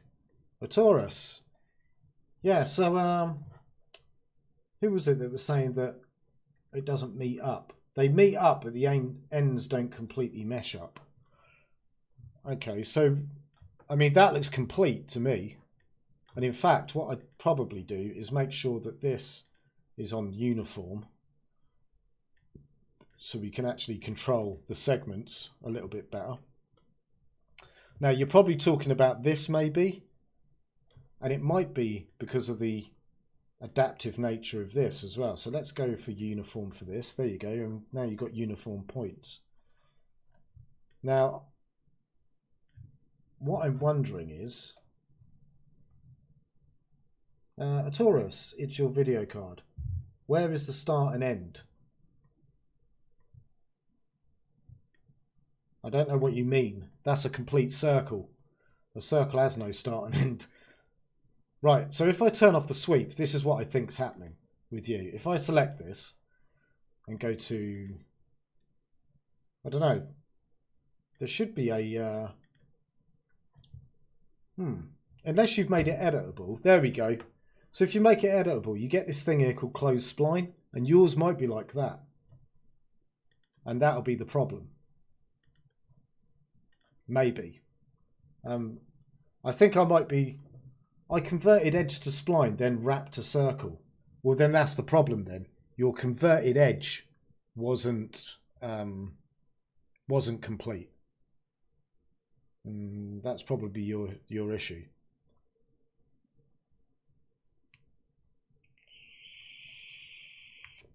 Maybe. I'm not sure. But if you've got a circle, this should be happening.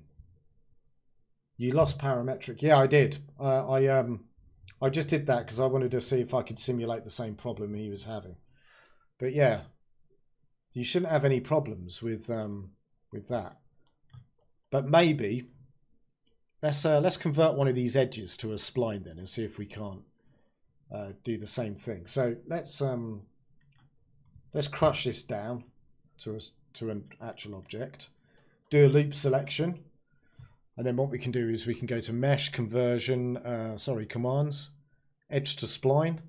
Now it's created a child here that we can drag out. And we can actually get rid of this sweep now. And we should have this spline object. And again, it's got this closed spline here. So, there we go. That's what the issue is. So your edge that you've got, if this is unchecked, you get a gap there. So that might be your issue. I can only guess because, like I said, I'm not looking at your project file. But if you put that in a sweep and then try and sweep a circle along it, and then resize this, that's probably the kind of thing that you're looking at. Uniform. There we go.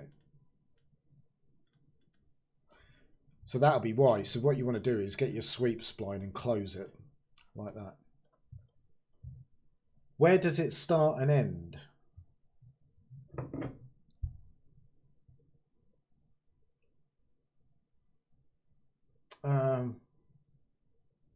Which your video? Where is the start and end? Bring up the polygon count. But you can't because it's a parametric object. You can only bring up the polygon count when you've got a polygon object. I converted edge to spline, then wrap to circle. That's what I did. You lost parametric. Yeah. Where does it start and end?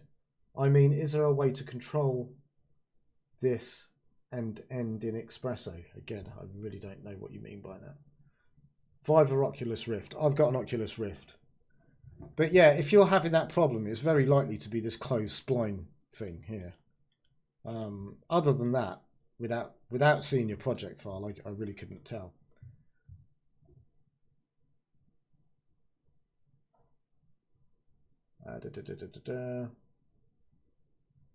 Where is the start and end?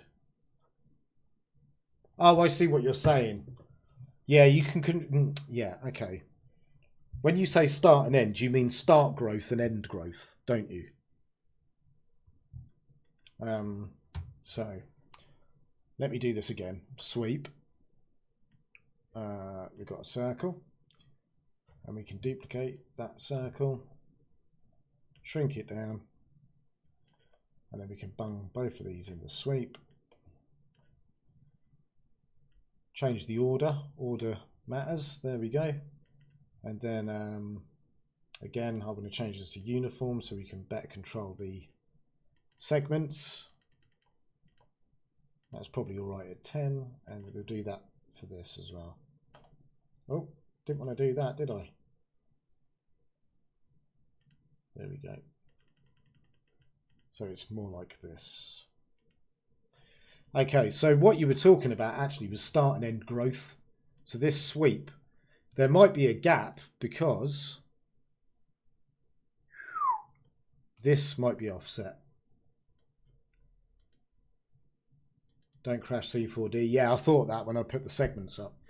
But that might be why there's a gap, because your start and end growth is off. So that's the start growth. And I think the end growth. Yeah, no, that's fine as well. So yeah, it's probably one of those things. What's the end scale? Oh, yeah, you can affect the end scale and the. So you get a snake eating its own tail. Yeah, so it might be that, or it might be the other reason that I said earlier. Mar says Vive or Oculus Rift. Well, I worked with both. I used a Vive at work and I've got an Oculus at home. It depends what you want. Some people say the tracking is better on the Vive, but I've had no problems with my Rift. And what I did was I actually mounted my two trackers in the opposite corners of my room, and it works fine. I also think the Oculus is better for the shape of the headset and the comfort as well. But beyond anything, I think that the touch controllers that come with the Oculus Rift are beautiful. They're really ergonomic. They fit in the hand perfectly. They're really, really good. And they feel really natural as well. They feel like a natural extension of you. Whereas the Vive ones are just a bit, you know. I want to buy one for VR developing. I'd go with the Oculus. It's cheaper. I prefer the touch controllers. But then again, it's personal preference. Look into it yourself.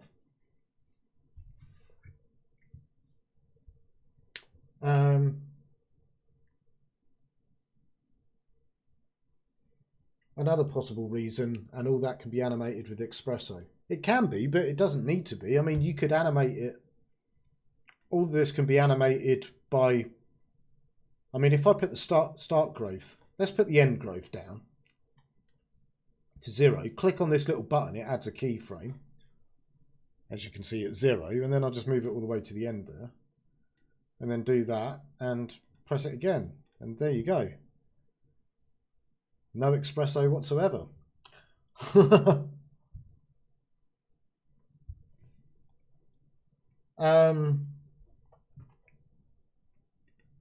Right. AP Ashton's in the chat. Are you right, buddy? How you doing? If you don't know who AP Ashton is, he's got a website called Field Creators Studios, and he makes plugins and stuff, and export plugins and plugins for Cinema 4D, like toolboxes and stuff. But I think they started out making ways to export stuff from Cinema 4D to CryEngine. Was it CryEngine? Yeah, I think so. Hey, buddy. Have you ever used that PlayStation tracking thing? I can't remember the name now for mocap. No. No, I haven't.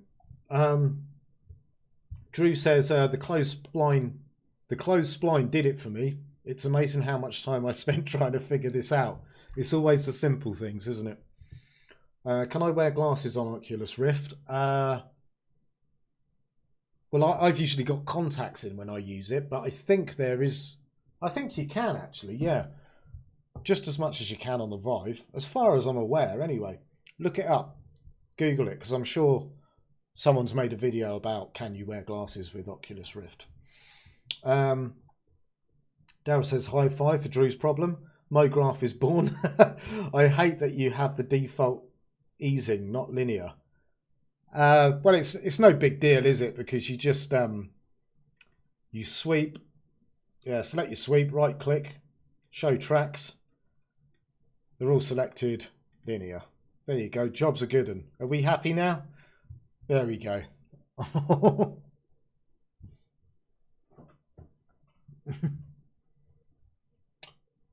Yeah. Okay. Well, I think I'm going to call the stream there. I think we had a good chat. I think it's gone on long enough, and I'd be happy to do another one at some point. So get your questions ready, and ready for the next one. And I might even actually do a bit of C4D next time in the live chat. But yeah, I thought it was a good opportunity to not only update you guys about what's happening with the website, but to test out this live streaming format, and a good opportunity to actually have a chat with my users, because for you guys in the past, this has been really passive. You know, you'll watch one of my videos and yeah, I'm talking and blah, blah, blah and all the rest of it, but there's no interaction there. So this is a good opportunity for me to actually interact with you guys. Drew says, I'll be trying to think up some great questions. Great, that'll be good. Hey man, thanks. Been working on a lot of new tools and the site is down at the moment. We are redoing it for the new stuff, but all is good and love to see more stream more, man. Okay, I think that's enough. Times 10,000 times. Yeah, I know. I'm definitely going now though. Daryl says I should have a booth at NAB next year. Oh, Jesus. I mean, I've got a lot better at talking on the internet since I started. I mean, if you go back to my early tutorials, I say spluttering and eating. If you go back to my early tutorials, I'm doing this a lot. Ooh, you know. So I've got a lot better. A lot better. But there's something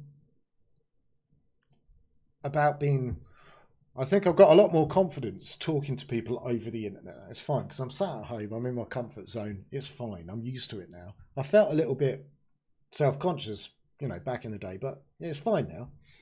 But if I had to stand in front of a load of people in real life, that's a different story. So I think, I don't know if I'd be ready for that or not. I'd be shitting myself, basically. You should have a booth at NAB. Next time, maybe Unity. Well, to be fair, the majority of my users are C4D users. Not many Unity users. And you can tell from the chat, actually, Mars, because you're the only Unity user in the chat that's been talking about Unity. So we'll see. What I might do is get a couple of C4D live streams under my belt first, and then maybe less often Unity ones. Daryl says you have contributed a ton to the community. Thank you. That's really, really nice to hear. Thank you. Constantine says thank you. Daryl, no. You are not Kramer yet, but you could kick Nick's ass. Don't say that. Nick's really, really good. In fact, when I first started, he'd already been doing tutorials for a while, and he's very good at it. And you know, I've been watching Nick for a long, long time, from when I was just starting, and he's come a long way, and it's nice to see that he's built up his little empire. But well, I suppose it is an empire, isn't it? Like humble beginnings, and he's grown. He's employing people now. Yeah, well done to him. That's that's really good. Daryl says I have interest in Unity and C4D integration. Okay, well maybe we'll deal with both those topics in streams then. AP Ashton, the creator. Well, I think you will be fine at the NAB. Thank you very much. I haven't been invited, by the way, so it's all very well and good you guys going, you should be at NAB. It's like, tell them that. Drew says, when you highlight a field in the timeline, what is that used for? What do you mean when you highlight a field? What do you mean by field? When you highlight a field in the timeline.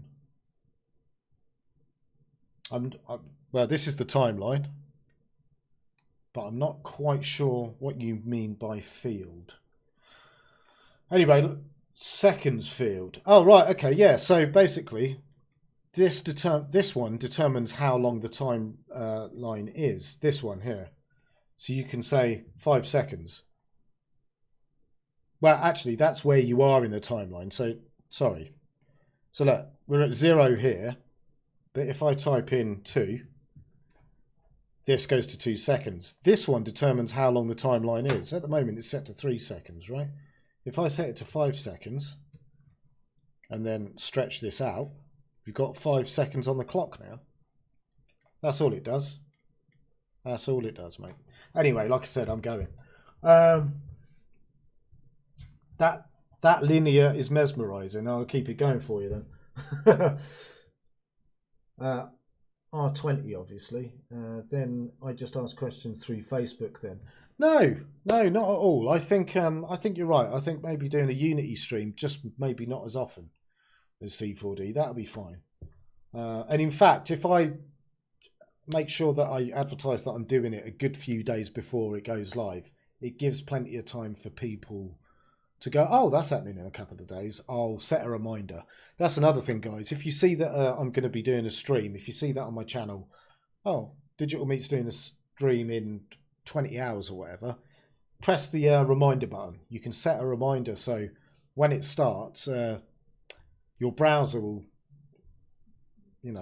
send you a notification, or you might even get an email or something. The stream's starting soon. Okay, Daryl says, I hate when people talk about features that are not in R19. Highlight under 60 to 50 seconds in the timeline, right under scrubber. Okay, yeah, like that. Right where the dots are, you can highlight a section. Don't drag the scrubber. I don't know what you're on about, mate.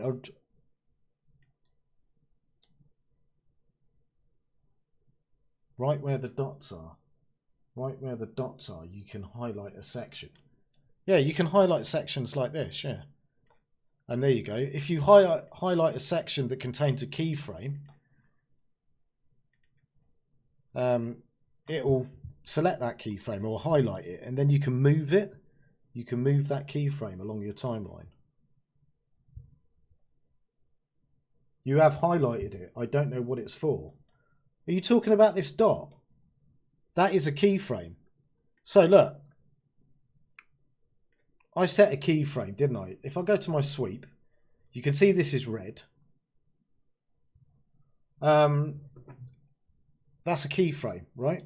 And then it gets to 100% of its growth at this keyframe here. So that's what that is. If I move this keyframe now, it's 100% of its growth moves further away.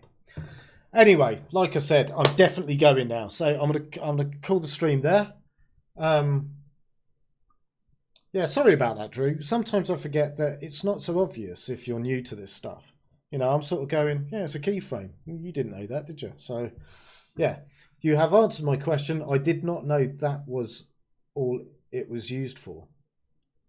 Oh, right, okay, cool. Well, I'm glad I could help.